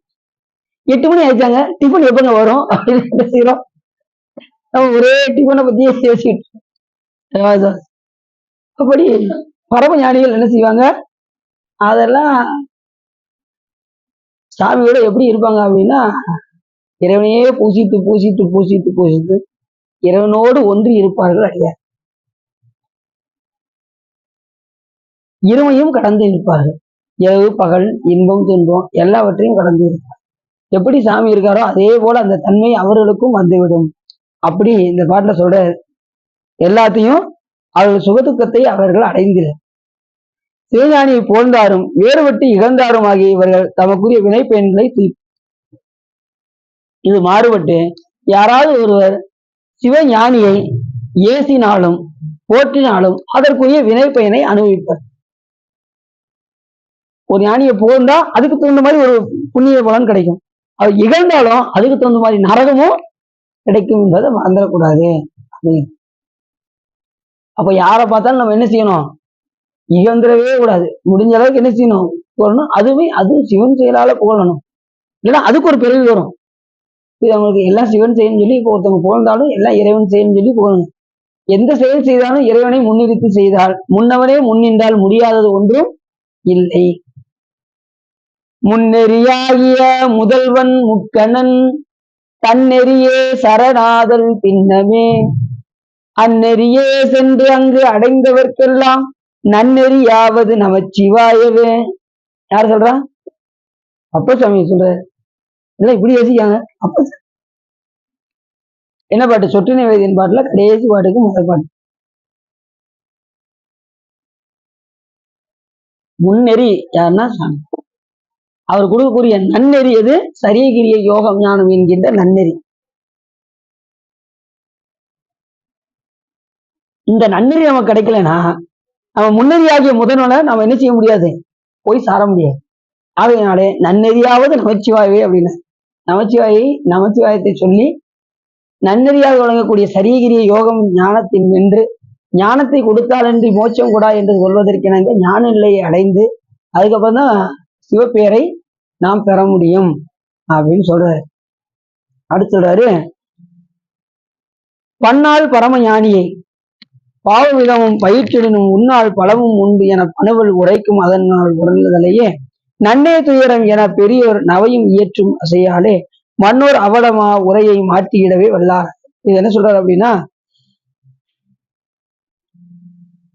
சிவஞானி பாவம் செய்யாமையும் சிவஞானிகளின் துயரத்தை பொருத்துவதில்லையோ என மன விருப்பினால் காமம் முதலிய குற்றங்களை செய்யின் அவற்றால் தீவினை செய்தே ஆயினும் புறத்தி பூமியின் கண் மிக பொல்லாத வசை தோன்றும் அதனை புறங்கூறாது மாற்ற வல்லவர் யாவும். அவர்களுக்கே காமம் முதலியான குணங்கள் வந்தா அவங்க என்ன செய்வாங்க, இறைவனுடைய அருளை கொண்டு அவர்கள் அதை வென்று விடுவார்கள். எல்லாத்துக்கும் வரும் காமம் முதலான இச்சைகள் எல்லா பரம ஞானிகளுக்கு எல்லாத்துக்கும் என்ன வருமா, அந்த இச்சை வருமா. ஆனா அது வரும்போது அவங்க என்ன செய்வாங்க, அந்த இறைவனை முன்னிறுத்தி அதில் இருந்து அகன்று விடுவார். இப்ப நம்மளையே மாணிக்கவாச பெருமான் என்ன சொல்றாரு அப்படின்னா, விடுமின் வெகுளி வேட்கை நோய் மிகவோர் காலம் இனி இல்லை உடையான் அடிக்கீழ் பெரும் சாத்தோடு உடன் போவதற்கு ஒரு படுமின் அடைவோம் நாம் போய் சிவபுரத்துள் இனி அணியார் கதவு அது அடையாமே உடைபட்டு உருகி போற்றுவோம் புயங்கன் ஆழ்வான் புகழ்களையே. யார் சொல்றான்? இன்னும் என்ன செஞ்சுட்டு இருக்காங்க, விடுமின் எதுடா வேட்கை ஆசை வேட்கை நோய் காம முதலான குற்றங்கள், விடுமின் வெகுடி வேட்கை நோய், வெகுடினா சினம் கோபம், இன்னும் கோவப்பட்டுக்கிட்டே இருக்காதீங்க. அடியார் ஆனதுக்கு பிறகு நிறைய பேர் கோவப்படுறாங்க. அதுக்கப்புறம் ரொம்ப கோவப்படுற ஆளுதான் அடியை பார்த்திருக்கேன். கோவத்துல நம்ம என்ன செஞ்சிடறோம், தூக்கி எரிஞ்சிடணும். இதுக்கு முன்னாடி ஓகே, இப்ப அடியார் ஆனதுக்கு அப்புறமா கோவப்படணும். யாரை பார்த்தீங்க, நான் அடியாரா மட்டும் இல்லைன்னு வச்சுக்கோ, கதையே வேற அப்படிங்கிறாங்கல்ல, அதெல்லாம் தூக்கி எரிஞ்சிடணும். கோவப்பட்டோன்னு கோவம் என்ன கடைசி கொலையில போய் முடியும். கோவம் எதுல முடியும், காமம் லோபம் லோபம் மதம் ஆச்சரியம் களவு கொலையில போய் முடியும். ஒரு நிமிஷம் கோவப்பட்டதுனால எங்க உட்காந்துருப்பாங்க, ஜெயில போய் உட்காந்துருப்பாங்க. ஒரு நிமிஷம் கோவப்பட்ட காரணத்தினால என்ன எப்படா நீ சட்டையை பிடிக்கலாம் அப்படின்னு நினைச்சுக்காங்க, ஜெயில போய் உட்காந்துருப்பாங்க. தேவையா? ஒரு நிமிஷம் கோவப்பட்டதுனால வந்த விளைவு கடைசி கொலையில போய் முடிஞ்சு அங்க வாழ்நாளே நரகமா இருக்கும்ல. 14 வருஷம் உள்ளதுக்கு போட்டாங்கன்னா வாழ்நாள் நரகமா போயிருதுல ஒரு நிமிஷம் கோபத்தினால. வேற ஒண்ணும் வேண்டாம். உதாரணத்துக்கு ஒன்று சொல்றேனே, உதாரணத்துக்கு ஒன்று சொன்னா உங்களுக்கு புரியும். எப்பவுமே நம்ம உதாரணம் சொன்னாதான் நம்ம ஒரேண்டா பால்ல ஒரு துளி விஷம் கலந்துச்சுன்னா என்ன ஆகும், பாலே பாலா போகும். அது போல ஒரு நிமிஷம் கோவப்பட்டோம்னா வாழ்க்கையே என்னதான் மாறிடும், நரகம் மாறிடும். சினமே விடுமின் சினமே தவிர் அப்படின்னாரு. மனமே ஆசையராய் பாசமிடாய் ஆன சிவபூசை பண்ணாய் திருமுறைகள் ஓதாய் சீச்சி சினமே தவிராய் அப்படின்னாரு. அதுக்கு மட்டும் சீச்சின்னு ஒரு வார்த்தையை போட்டாரு. அதை முதல்ல என்ன செஞ்சிடணும்,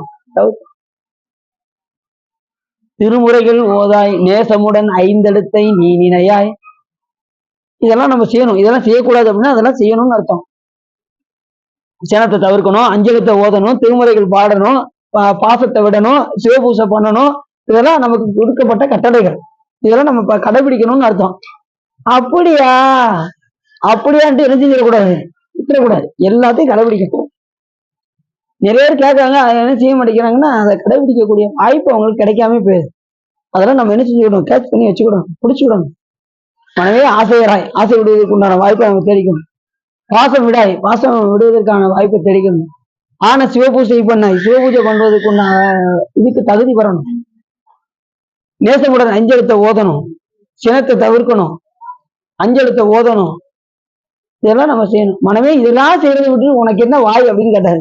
மனமே உனக்கு என்ன வாய், இதை தவிர எல்லாம் செஞ்சுக்கிட்டு இருக்கியே, வாய் பேசிக்கிட்டு இருக்கியே, பக்கத்து வீட்டுக்காரங்களை பார்த்து குறை சொல்லிக்கிட்டே இருக்கியே, எந்த நேரமும் இதையே பேசிக்கிட்டே இருக்கியே அப்படிங்கிறாரு.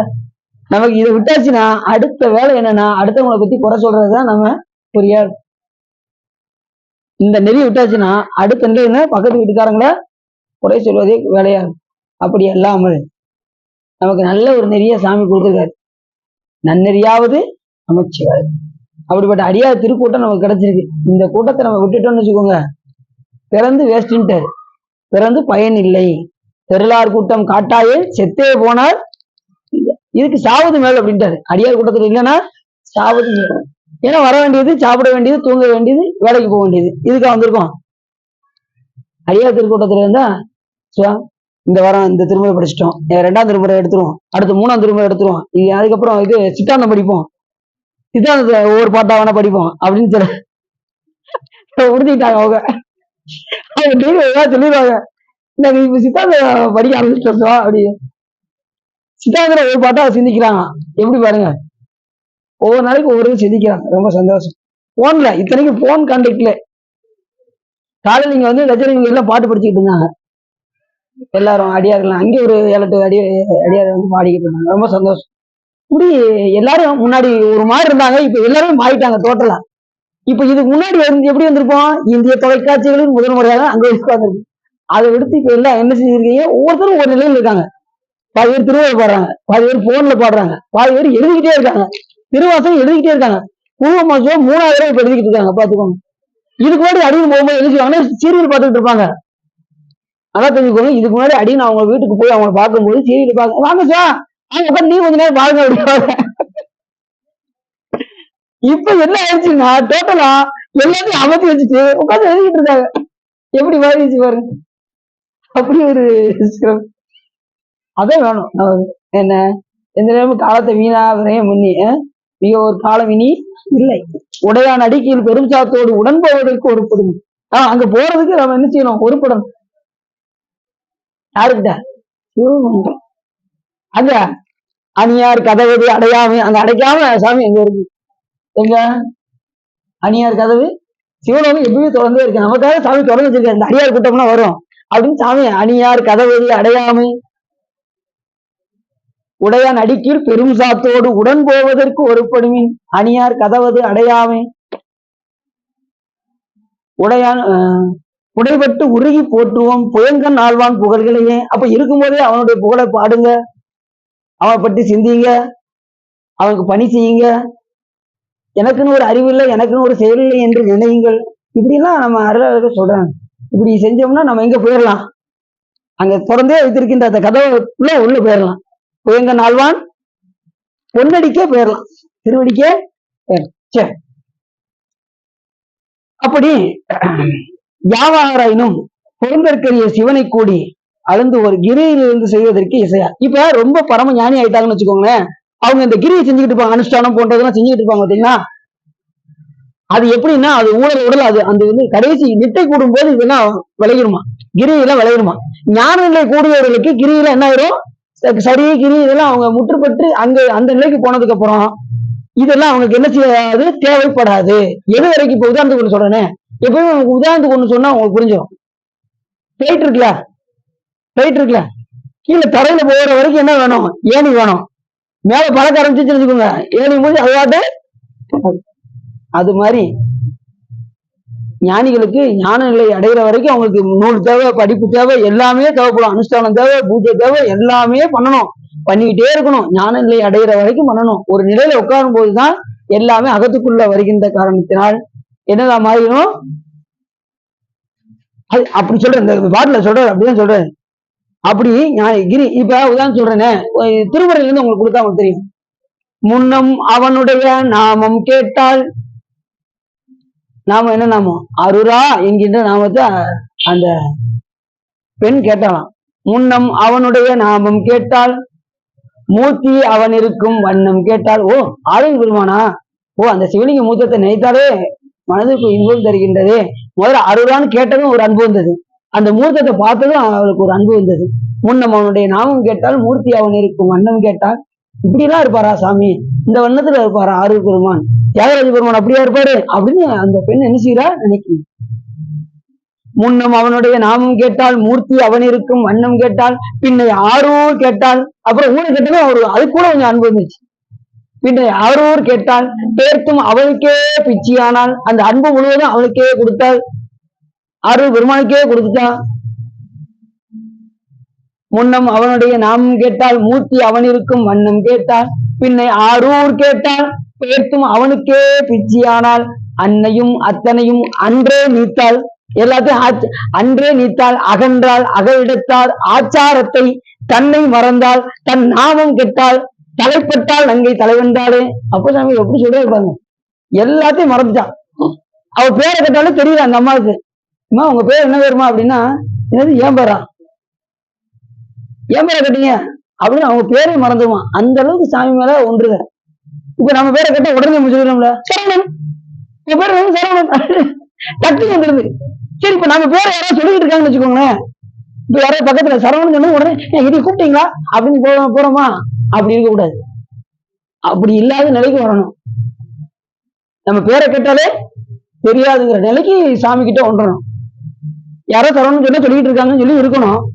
ஏன் பேர ஏன் பேர சொன்னீங்க அப்படின்னு போய் அவன் எதுக்கு ஏன் பேர சொன்னீங்க அப்படின்னு சொல்லக்கூடாது. அப்படி சாமி கிட்ட ஒன்றணும்.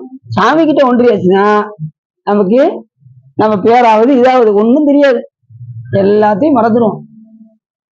தன்னாமம் கெட்டால் தலைப்பட்டால், யார் மேல சிவபெருமானோடு தலைப்பட்டால் நங்கை தலைவந்தாளே, தலைவந்தாளாகி சிவபெருமானுடைய திருவடியில் நினைந்து அத்தனையும் அகன்றால் அகடத்தால், அச்சாரத்தை தன்னை மறந்தால், தன்னாமம் கெட்டால் தலைப்பட்டால் நங்கை தலைவந்தாள்.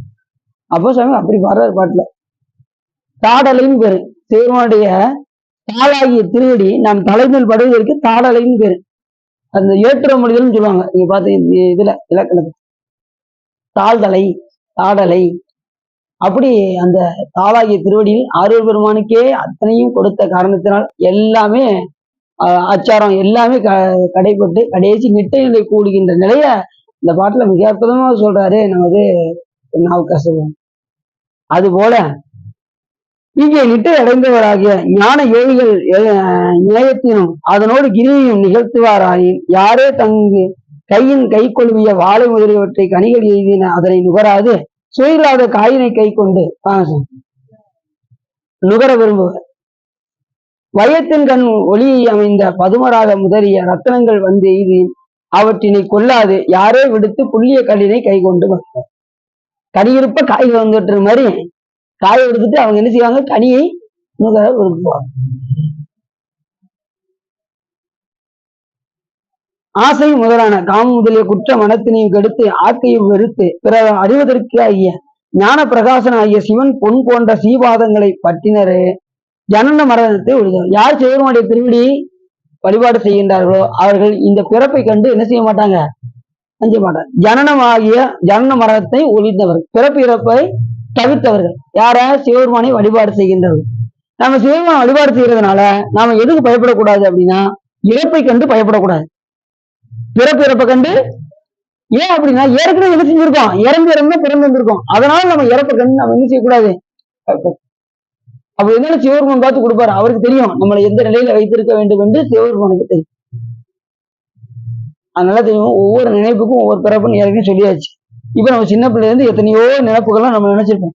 இப்ப அதுல இருந்து நாம் மீள வேண்டும்னா அதெல்லாம் ஆய வேண்டும் என்றால் சிவபெருமானை சரணாகதி அடைந்து பெருமானை நான் எத்தனையோ பிறவியிலே என்னென்னதையோ நினைத்திருப்பேன்.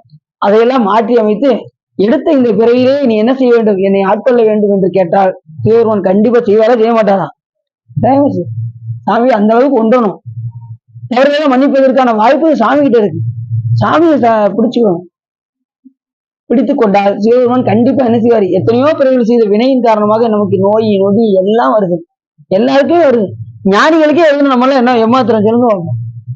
யாருக்கு? இவருக்கு புற்றுநோய் இருந்தது, நம்ம ரமண மகரிஷிக்கு புற்றுநோய் இருந்தது.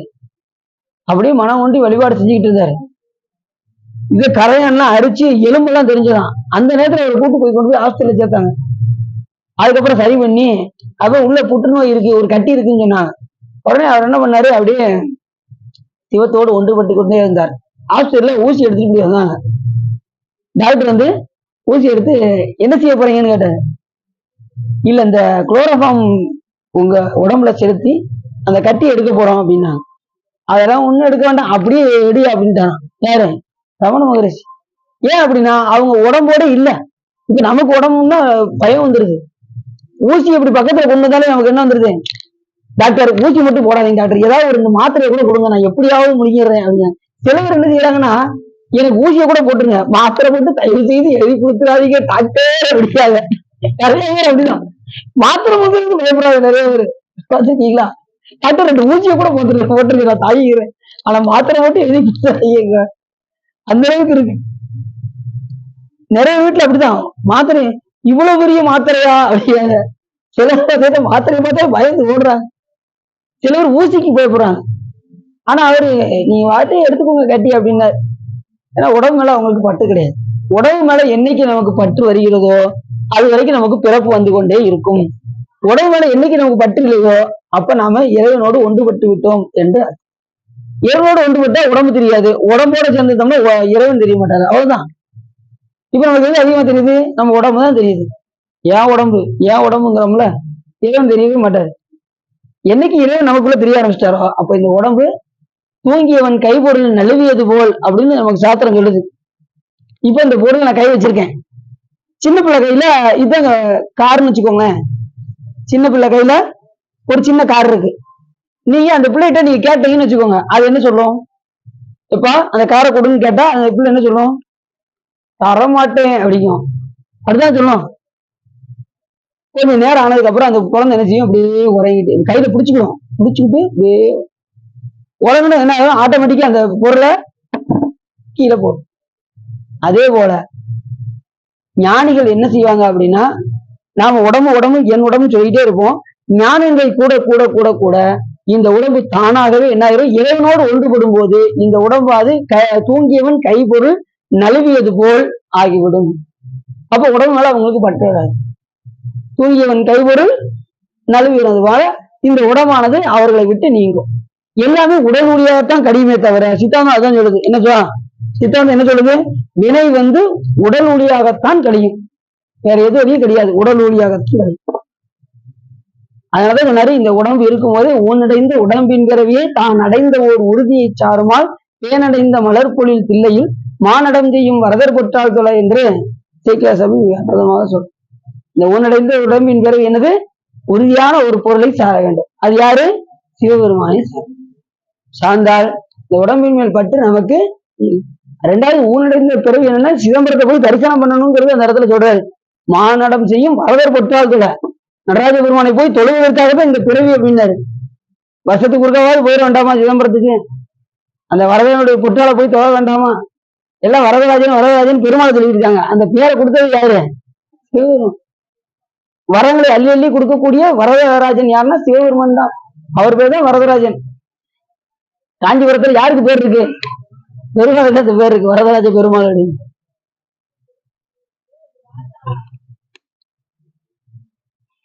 இருக்காங்க கொடுங்க. அப்படி ஞானிகள் எல்லாம் எல்லாவற்றையும் என்ன செய்வாங்க, அவர்களெல்லாம் கடந்து விடுவார்கள். கண்ணிழந்தவர் எங்கும் கலந்து நிறைந்து நிற்கும் சிவனை காணார். ஆணவமலத்தினாலே அறிவாகிய கண்ணிழந்தவர் கற்புணர்களை இழந்து நிற்பவர் ஆகாயத்தின் கண்டு நின்று எங்கும் பாம்பும் சூரியனை காணாதவாறு போல. கற்புலனை இழந்து நிற்பவர் ஆகாயத்தின் கண் நின்று எங்கும் பரப்பும் சூரியனை காணாதவாறு போல ஆணவமலத்தினாலே அறிவாகிய கண் இழந்தவர் எங்கும் கலந்து நிறைந்து நிற்கும் சிவனை காணார். ஆணவமலத்தினால் மறைக்கப்பட்ட ஒரு உயிருக்கு சிவம் என்ன தெரியாது, சுத்தமா தெரியாது. எது போலன்னா அந்த சூரியனை எது மறைச்சிருக்கு,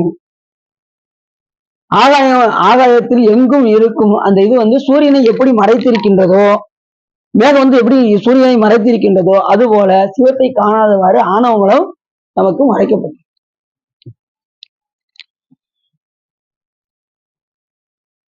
இப்படி காணப்படாத சிவனை கண்டவர் யாவரெனின் அந்த சிவனது சக்தியினாலே தம்மை மறைந்திருக்கும் பொல்லாத மூலமலமாகிய ஆணவமல சக்தியை கெடுத்து ஞானக்கண் பெற்றவர்களே வளைந்த நாகத்தை ஆவரணமாக பூண்ட சிவன் சீவாதங்களை கண்டவர். என்ன சொன்னார் பாத்தீங்களா?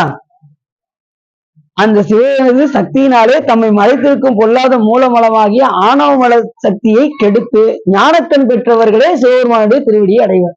இந்த ஊனக்கண்ணை கொண்டு என்ன செய்ய முடியாது, சிவபெருமான காண முடியாது.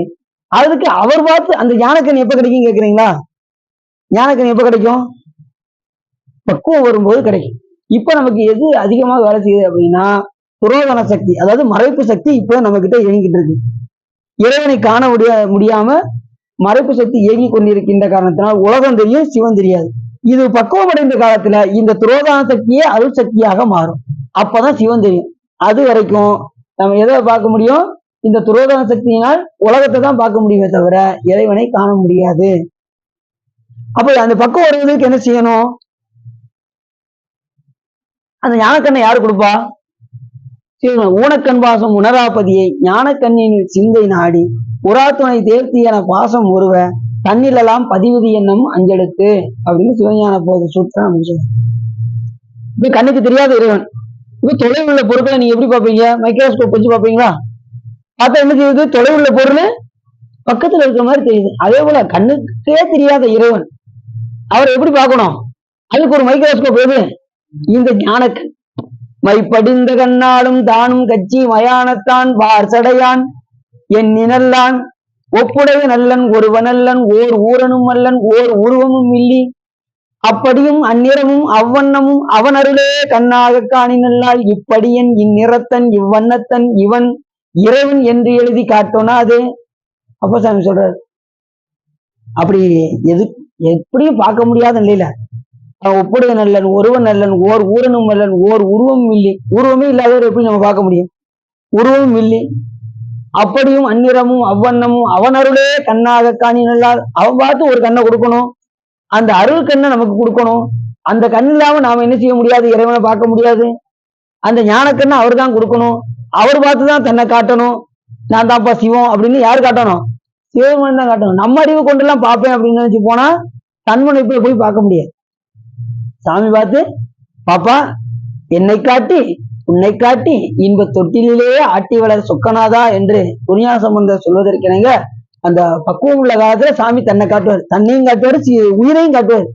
அப்பதான் காட்டுவார் எப்படி இந்த உயிரானது வியாபக தன்மையுடையது, வியாபியமாக எப்படி இருக்கின்றது, தேவன் முற்றும் வியாபகமாக எப்படி இருக்கின்றார், இது அடங்கி வியாபகமாக எப்படி இருக்கின்றது என்ற திறத்தை முக்தி காலத்துலதான் சாமி காட்டும். அது வரைக்கும் நம்ம என்ன செய்ய முடியாது. நம்மளும் வியாபகம் தான், இறைவன் போல நம்மளும் வியாபகம் தான். இப்ப நம்ம உயிர் உடம்புக்குள்ள மட்டும் இல்ல, வெளியிலையும் இருக்கு. நம்ம என்ன அலைகள் எது வரைக்கும் போதோ அது வரைக்கும் நம்முடைய உயிரினுடைய வியாபகம் சென்று கொண்டே இருக்கும். ஆனால் முற்றும் வியாபகமா அப்படின்னா நமக்கு முற்றும் வியாபகம் கிடையாது, அடங்கிய வியாபகம். எது போல அப்படின்னா சைக்கிள் டியூப்புக்குள்ள காத்து அடைச்சா எந்த அளவுக்கு அதனுடைய ஆற்றல் இருக்கோ அந்த அளவுக்கு தான் நம்மளுடைய ஆற்றல் இருக்கு. வெளியில காற்றுகள் இருந்தாலும் எப்படி சைக்கிள் டியூப்புக்குள்ள காற்று அடைக்கின்றோமோ அது போல எங்கும் நிறைந்திருக்கின்ற இறைவன் முற்று அப்படி கலந்து காற்று எப்படி முழுவதும் கலந்துருக்கோ அது போல இறைவன் இருக்காரு. நாம எப்படி சைக்கிள் டியூப்ல காத்து அடைச்சு இருக்கோமோ அது போல நாம இருக்கும். புரிஞ்சிச்சா? ஏதோ கொஞ்சம் புரியுத மாதிரி தெரியுது அப்படின்னு. அடங்கிய வியாபகம். நம்ம வியாபியம் பேரு, உயிர்கள் எல்லாம் வியாபியம், இறைவன் வியாபகம், முற்றும் வியாபகம். நாம அடங்கிய வியாபகம். அடங்கிய வியாபகத்துக்கு வியாபியம் என்று பெயர். புரிஞ்சிச்சா? சரி, இப்படி ஞானக்கண் பெற்றவர்களே வளைந்த நாகத்தை ஆவரணமாக கொண்ட சிவன் சீபாதங்களை அடை. சாமிக்கு என்ன ஆபரணம் இருக்கு? நாகாபரணம் இருக்கா? பெருமாளுக்கு என்ன இருக்கு? அவருக்கு 5 தலை நாகம் இருக்கா?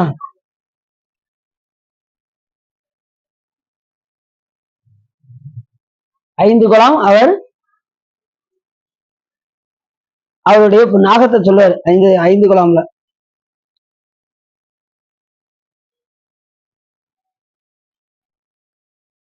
அடுத்த பாடல சொல்றாரு, வாயு எங்கும் ஓடியும் தனக்கு ஆதாரமாகிய ஆகாயத்தை விட்டு நீங்க.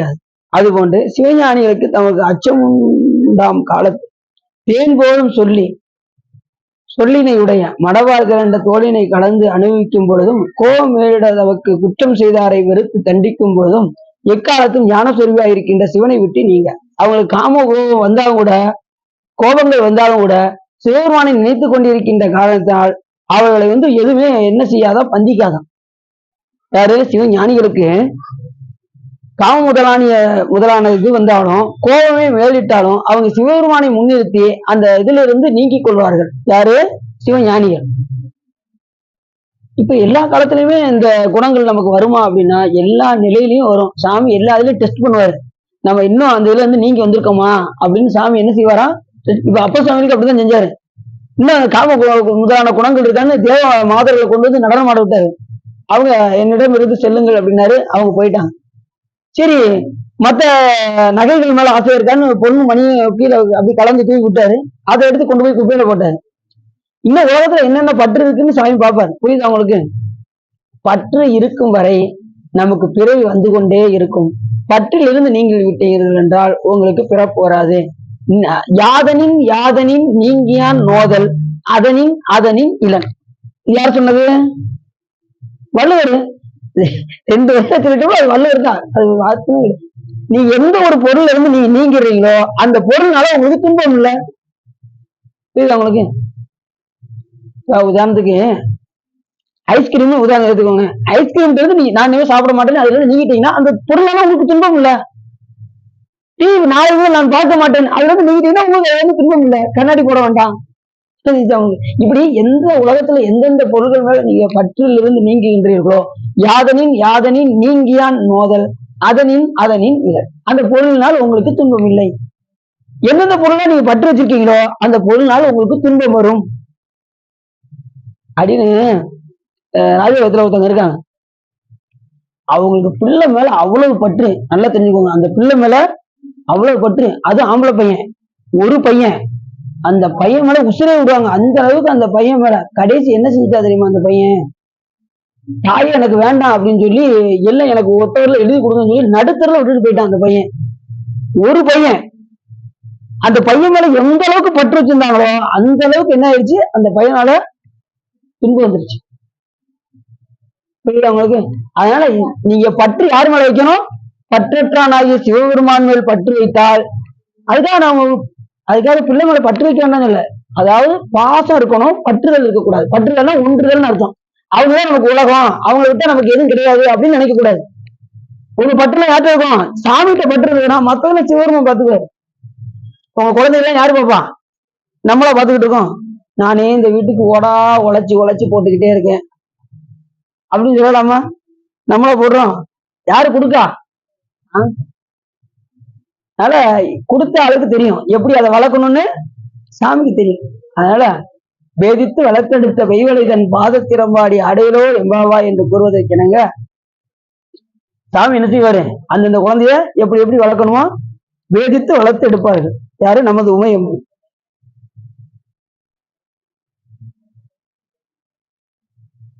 நம்ம தான் வளர்த்தோம்னு என்ன செய்யக்கூடாது இந்த உலகத்துல.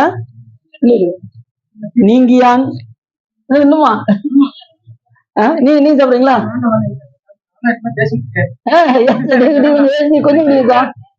கொஞ்சம் நிறைய கொஞ்சம் கூட கூட போதும்.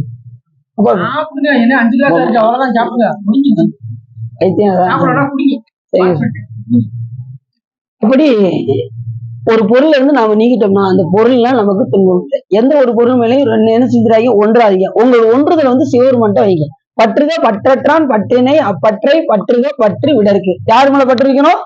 பற்றற்றான் மேல பற்று வைக்கணும். எல்லாத்துக்கும் பட்டு வச்சிருக்க இந்த உலகத்துல நம்ம பட்டு வச்சோம்னா அந்த பொருள்னால நமக்கு துன்பம் வரும் என்பதை மறந்து விடக் கூடாது. அப்படி நிறைய அனுபவப்பட்டிருக்கேன். அதனால அதெல்லாம் எடுத்து உங்களுக்கு சொல்றேன். நீங்களும் அது மாதிரி நடந்துக்கோங்க. சரிதானா? ரொம்ப பாசம் காட்டுங்க. ஆனா ஒன்றுதல் இருந்து யார்கிட்ட இருக்கணும்? என் நிலையில் நின்றாலும் எக்கோடம் கொண்டாலும் மன்னீசீர் சங்கரந்தால் மறவாமை பொருள் என்றே துண்ணிய வேடம் தன்னை துறவாத தூய சிவம் தன்னை மிகும் அன்பினால் மறவாமை தலை. சங்கரந்தால் மறவாம இருக்கணும். அவ்வளவுதான். சரிதானா? மறப்பீங்களா? மறக்கவே கூடாது. மூங்கி எந்திரிச்சா கூட சிவபெருமான நினைச்ச கூடாது. நின்றாலும் நடந்தாலும் கிடந்தாலும் உயிர்ந்தாலும் விழித்தாலும் இமைத்தாலும் மன்றாடும் மலர்பாதம் வாங்கிய சிவபெருமான் திருவடியை ஒரு காலம் மறவாமைனாரு. ஒரு காலம் கூட என்ன செய்யக்கூடாது? மறக்கவே கூடாது. நின்மலனான விடையிலிருந்து அறிவு, அதாவது சிவஞானி முதலியானவருக்கு சிவன் தோன்றி நிற்கும் முறைமை. நின்மலனான சிவன் விடயங்களிலே அறிவு வேறுபடும் தன்மை ஒழிந்த ஞானிகளுக்கு எவ்விடத்தும் தோன்றி நிற்பான். ஞானிகளுக்கு எப்பயுமே அவங்களுக்கு தோன்றா துணையா எப்பயுமே சிவபெருமான் இருப்பார். ஏன் அப்படின்னா ஞானிகள் எல்லாம் சிவன் செயல் என்று நினைக்கின்ற காரணத்தினால் அவங்களுக்கு எப்படி இருப்பாரு சாமி அப்படின்னா, இன்றாலுமாய் எனக்கு எந்தையுமாய் உடன் தோன்றினராய் மூன்றா உலகம் படைத்துகந்தான் மனத்துள் இருக்க என்றான் இமையவர்க்கு அன்பன் திருப்பாதிரிப்புலியூர் தோன்றா துணையாய் இருந்தவன் தன் அடியோ உங்களுக்கே என்று அப்பா சாமிகள் கூறுவதற்கு இணங்க அவங்க சாமி எப்படி இருப்பானா அவங்களிடம் இருந்து நீங்காமல். ஏன் அப்படின்னா அவங்க ஒரு ஏதாவது உறவை வைத்துக் கொண்டு இறைவனிடம் அன்பு மேலீட்டினால் இருக்கின்ற காரணத்தினால் அவர்களை விட்டு சிவபெருமான் நீங்காமல் இருந்து அவர்களுக்கு தோன்றா துணையாய் சிவபெருமான் இருப்பார். புரிஞ்சுச்சா? அவங்க அந்த ஞானிகளுக்கு எப்படி இருப்பாரா சாமி? தோன்றா துணையாவே இருப்பார். அஞ்ஞானத்தை கெடுத்த யோக நிலையுடையவருக்கு அவருடைய மன கமலத்தில் தோன்றுவன். அஞ்ஞானத்தை நீக்கிறவங்களுக்கு அஞ்ஞானம் நீங்கிச்சுன்னா அவங்களுக்கு என்ன ஞானம் வந்திருக்கும்? மெய்ஞானம் வந்திருக்கும். மெய்ஞானம் உடையவர்களுக்கு எப்போதுமே சிவபெருமான் அவருடைய இருதய கமலத்தில் எப்பொழுதும் விட்டிருப்பார். ஏன்னா ஞானிகள் என்ன செஞ்சிருவாங்க? அவங்க இருதய கமலத்தை சிவமாக ஆக்கி விடுவார்கள். ஜீவனையே சிவலிங்கமாக கொண்டு வந்து அங்கே பூசிக்கின்ற காரணத்தினால் அவருடைய இருதயம் எப்படி இருக்கும்? எப்போதும் மன மகிழ்ச்சியோடு இருக்கும். மனக்கமலத்தில் எப்போதும் சாமி அதிலிருந்து நீங்காமல் உடைய இருப்பார். அந்தனருக்கு காருகபத்தியம் ஆகவனியும் தட்சிணாக்கினியும் கூறப்பட்ட மூவகை அக்கினி இடத்தே தோன்றியவர் விரும்பிய பலனை கொடுப்பார். அந்தனர்கள் அந்த யாகத்தினால் என்னென்ன கிடைக்கும்னு நினைப்பாங்க பாத்தீங்களா? அந்த 3 வகையான அக்னியில 3 விதமான இது வளர்ப்பாங்க. காருபத்தியம் ஆகவனியம் தட்சிணாக்கினியம் என்கின்ற அந்த 3 வகையான அக்னி நிலத்தே தோன்றி அவனுடைய விரும்பிய பலனை சிவபெருமான் அந்த வேள்வி மூலியமாகவே சிவபெருமான் கொடுப்பாராம். யாருக்கு? அந்தணர்களுக்கு. இப்ப நமக்கு எப்படி கொடுப்பாரு அப்படின்னா, மற்றுமுள்ள ஆன்மாக்கள் எஞ்ஞான்றும் தரிசித்ததற்கு சிவலிங்கம் முதலிய நயந்த திருவுள்ளங்களிலே எழுந்திருக்கு. இப்ப நம்ம போன்ற ஆன்மாக்களுக்கு எல்லாம் சாமி எதில் எழுந்திருப்பாரா? சிவலிங்க மூர்த்தத்தில் எழுந்திருப்பார். அப்ப நாம எதை வழிபாடு செய்யணும்? சிவலிங்க மூர்த்தத்தை எப்போதும் வழிபாடு செய்து கொண்டே இருக்கணும். அதான் சொல்றாரு இங்க நமக்கு. ஏன்னா நம்ம 63 நாயமா மாதிரி கண்ணை தோண்டி கொடுக்கணும்னு சொல்லல, ஊட்டியா இருக்கணும்னு சொல்லல, இது காலை வெட்டணும்னு சொல்லல. இதெல்லாம் நம்மளால செய்ய முடியாது. அப்பவே முடிவு பண்ணிட்டாங்க. இவங்கெல்லாம் இனி வர்றவங்களாம் எளிமையா என்ன செஞ்சிடலாம்? சிவ பூஜை செய்து நீங்கள் மோட்சமடையுங்கள் அப்படின்னு எளிமையா சொல்லிட்டாங்க. எண்ணிலாகவும் இயம்பிய இறைவர் தாம் விரும்பும் உண்மையாவது உசனையே என்று உரைத்தருள அன்னலாதமை அரிச்சனை புரிய ஆதரித்து அழைத்தால் பெண்ணின் நல்லவளோடும் பெருந்தவ கோள். அப்ப எளிமையா என்ன செய்யலாம்? எல்லாரும் சிவ பூஜை பண்ணுங்க. சிவ பூஜை எப்படி பண்ணுவீங்க? சிவபெருமானை முன்னிட்டு பண்ணணும். அவ்வளவுதான். சிவபெருமானை முன்னிறுத்தி பண்ணணும். சிவ பூஜை எப்படி பண்ணணும்? சிவபெருமானை முன்னிட்டு. நாங்க சிவ பூஜை பண்ணிடுவோங்க. 6 மணிக்கு எஞ்சிருவாங்க. 6 மணிக்கு எஞ்சி 7:30 8 மணிக்கு முடிச்சிருவாங்க. இல்ல நாமளே செய்யறோம்னு நினைக்க கூடாது. சிவபெருமான் அருளினால் செய்கின்றோம் அப்படின்னு நினைக்கிறோம்.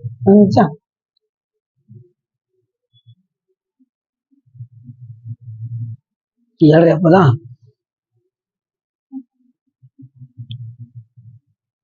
இப்படி ஒளியினுடைய மாணிக்கத்தை கை கொண்டவருக்கு மகிழ்ச்சியே என்று துயர் உண்டு. அப்படிப்பட்ட ஞானிகளுக்கு மகிழ்ச்சி தவிர துயர் எதுவுமே கிடையாது. அப்படிப்பட்ட ஞானிகள் எப்படி இருப்பாங்கன்னா, நாமார்க்கும் குடியெல்லும் நமனை எஞ்சும் நரகில் இடர்புறம் நிலையெல்லும் ஏமாப்போம் பிணியறிவோம் பணிவோம் வல்லும் இன்பமே என்னாலும் துன்பம் இல்லை. அப்படிப்பட்ட ஞானிகளுக்கு எப்படி இருப்பாங்க?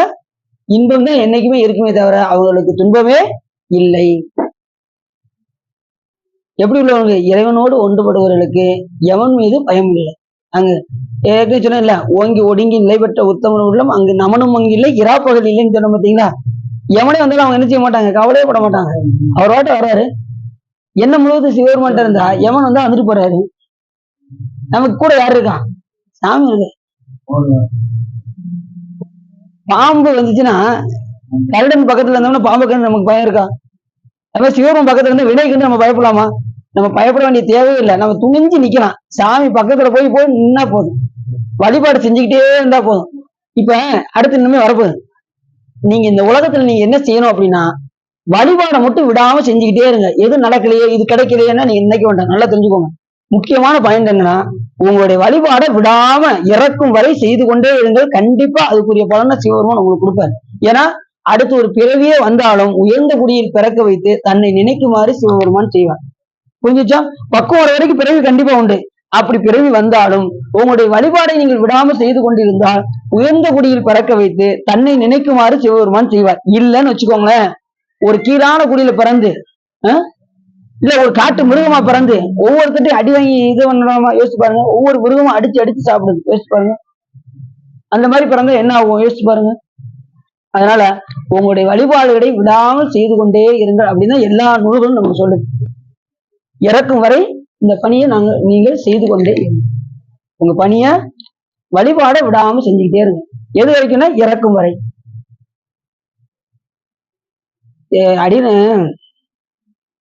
அடியன்னு புகழ வேண்டாம். அடியனை போகணும்னு சரி வராது. வேற யாராவது உதாரணம் சொல்றேன். நிறைய பேர் பாத்தீங்கன்னா அடியார்கள் என்ன செய்வாங்கன்னா, பூக்கட்டுற அடியார்கள் வந்து பாத்தீங்கன்னா ஆஸ்பத்திரியில போய் சேர்த்திருப்போம். காலையில எந்திரிச்சு வந்து பூ கட்டி விட்டு மறுபடியும் போய் பெட்ல போய் படுத்துக்குவாங்க. அப்ப எப்படி இருக்கும் யோசிச்சு பாருங்க. அந்த பணியில உரைப்பா இருப்பார்கள் அடியார்கள். புரிஞ்சுச்சா? அப்படி ஒவ்வொருத்தரும் ஒரு வழியில சிறப்பா இருப்பாங்க. அந்த கடமையை செய்யாம நம்ம நினைச்ச கூட எந்த நிலையிலையும் இறக்கும் வரையும் அந்த பணி விடாம செய்து. நம்ம சின்ன ஒரு காய்ச்சலோட வந்திருக்காது, புது புது புது புது புதுன்னு வருதுங்க, கோயிலுக்கு நாளைக்கு போலான்னு நினைக்கிறேங்க அப்படின்னு நினைச்சுக்காங்க. காய்ச்சல் வந்திருக்காங்க, வர்ற மாதிரி ஒரு அறிவுரை கொடுப்போம். கோயிலுக்கு நான் நாளைக்கு போய்க்கலாம் நினைக்கிறேன் அப்படி தொடர்ந்து போய்கிட்டு இருக்காரு. இது ஒரு காரணத்தை காட்டி நிக்கலாமா? நிக்கவே கூடாது. காய்ச்சல் அடிச்சாலும் போயிட்டு வந்து அதுக்கப்புறம் என்ன செய்யுங்க, போய் ஊசி போட்டுக்கணும். வினைனால இதெல்லாம் வரத்தான் செய்யும். அதே மீறிதான் நம்ம இறைவன் வழிபாடு செய்யும். புரிஞ்சுச்சா? அப்போ சாமிக்கு சதம் ஆடிச்சான், 2 சதையும் ஆடியதான். எல்லாம் ரொம்ப வயசாயிடுச்சு, 80 வயசு இருக்கும் அந்த நேரத்துல. அவர் கைலாய மலை போகும்போது 80 வயசு. கால் நடக்க முடியல, கை நடக்க முடியல, நெஞ்ச ஊர்ந்து ஊர்ந்து ரத்தமா வடியுது. அப்பயும் அவர் என்ன செஞ்சாருன்னா, சாமிகிட்ட சொல்றாரு, ஆளும் நாயகன் கைலை மலை இது கை கண்டல்லால் மாடும் உடல் கொண்டு மீளேன் அப்படின்னு. இந்த மன உறுதி. உடல் கலந்தா என்ன, உள்ள தளராம இருக்கல, அந்த கைலாய நகரை காணலாம் என்று அவர் போனார். அதே போல நமக்கு உள்ள உடல் தளர்ந்தாலும் உள்ள எந்த நிலையிலையும் இறைவனை விட்டு நம்ம என்ன செய்யக்கூடாது, அகன்று விடக்கூடாது. சாமி எந்த நிலையிலும் நம்மளை காப்பார் அப்படிங்கிற மன உறுதியோட நம்ம வழிபாடு செய்து கொண்டே இருக்கணும். திருமுறை பாடுங்க, சிவ பூஜை பண்ணுங்க, தீட்சை எடுங்க, குருவை நேசிங்க, குருலிங்க சங்கம வழிபாடு பண்ணிக்கிட்டே இருங்க. கண்டிப்பா அதுக்குரிய பலனை நீங்கள் அடைவீர்கள் என்று சொல்லி இதுக்காக உள்ளம் நிறைந்து உவகை சிறந்து இந்த சிவ தர்மத்தை நீங்கள் கேட்டதனால் உங்களுடைய வலிவினை கரைந்து திருவள்ளுவர் உரையும் என்று சொல்லி திருப்புகழ் பாடி அடியேன் உரையை நிறைவு செய்து. அங்க பாத்துட்டாங்க, கரெக்டா முடிச்சிட்டீங்கப்பா அப்படின்னா, 7:30 கரெக்டா முடிச்சிட்டீங்கப்பா அப்படின்னு அப்படி பாத்துட்டே இருக்காங்க. மழையை பாக்கீங்களா பார்க்க மாட்டீங்களா? அப்படி அதுக்குதான் 3 பேரை கொடுத்துக்கிட்டே இருக்கும். கூட 10 நிமிஷம் பேச இருந்தாங்க இல்லையா? அதுக்குதான் அடுத்ததுக்கு ரெடி ஆகுறதுதா.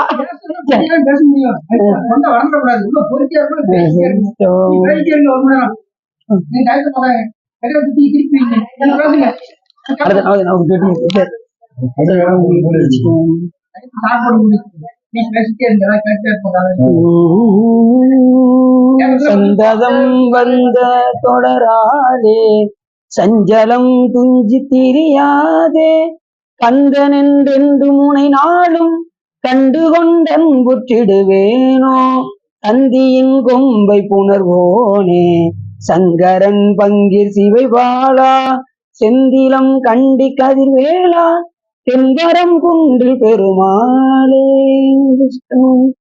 கைலாய பரம்பரை சிவஞான போத நெறிகாட்டும் என்னை பயிர்வாய் வைகண்டான் தந்ததிக்கோர் விஞ்ஞான பானுவாயி உயிலாரும் வழியில் திருவாவுடு திரைவாள் ஒரு நமச்சிவாய தேவன் கைலாய மரபுடையோன் திருமரபு நீடூழி தலைக மாதோ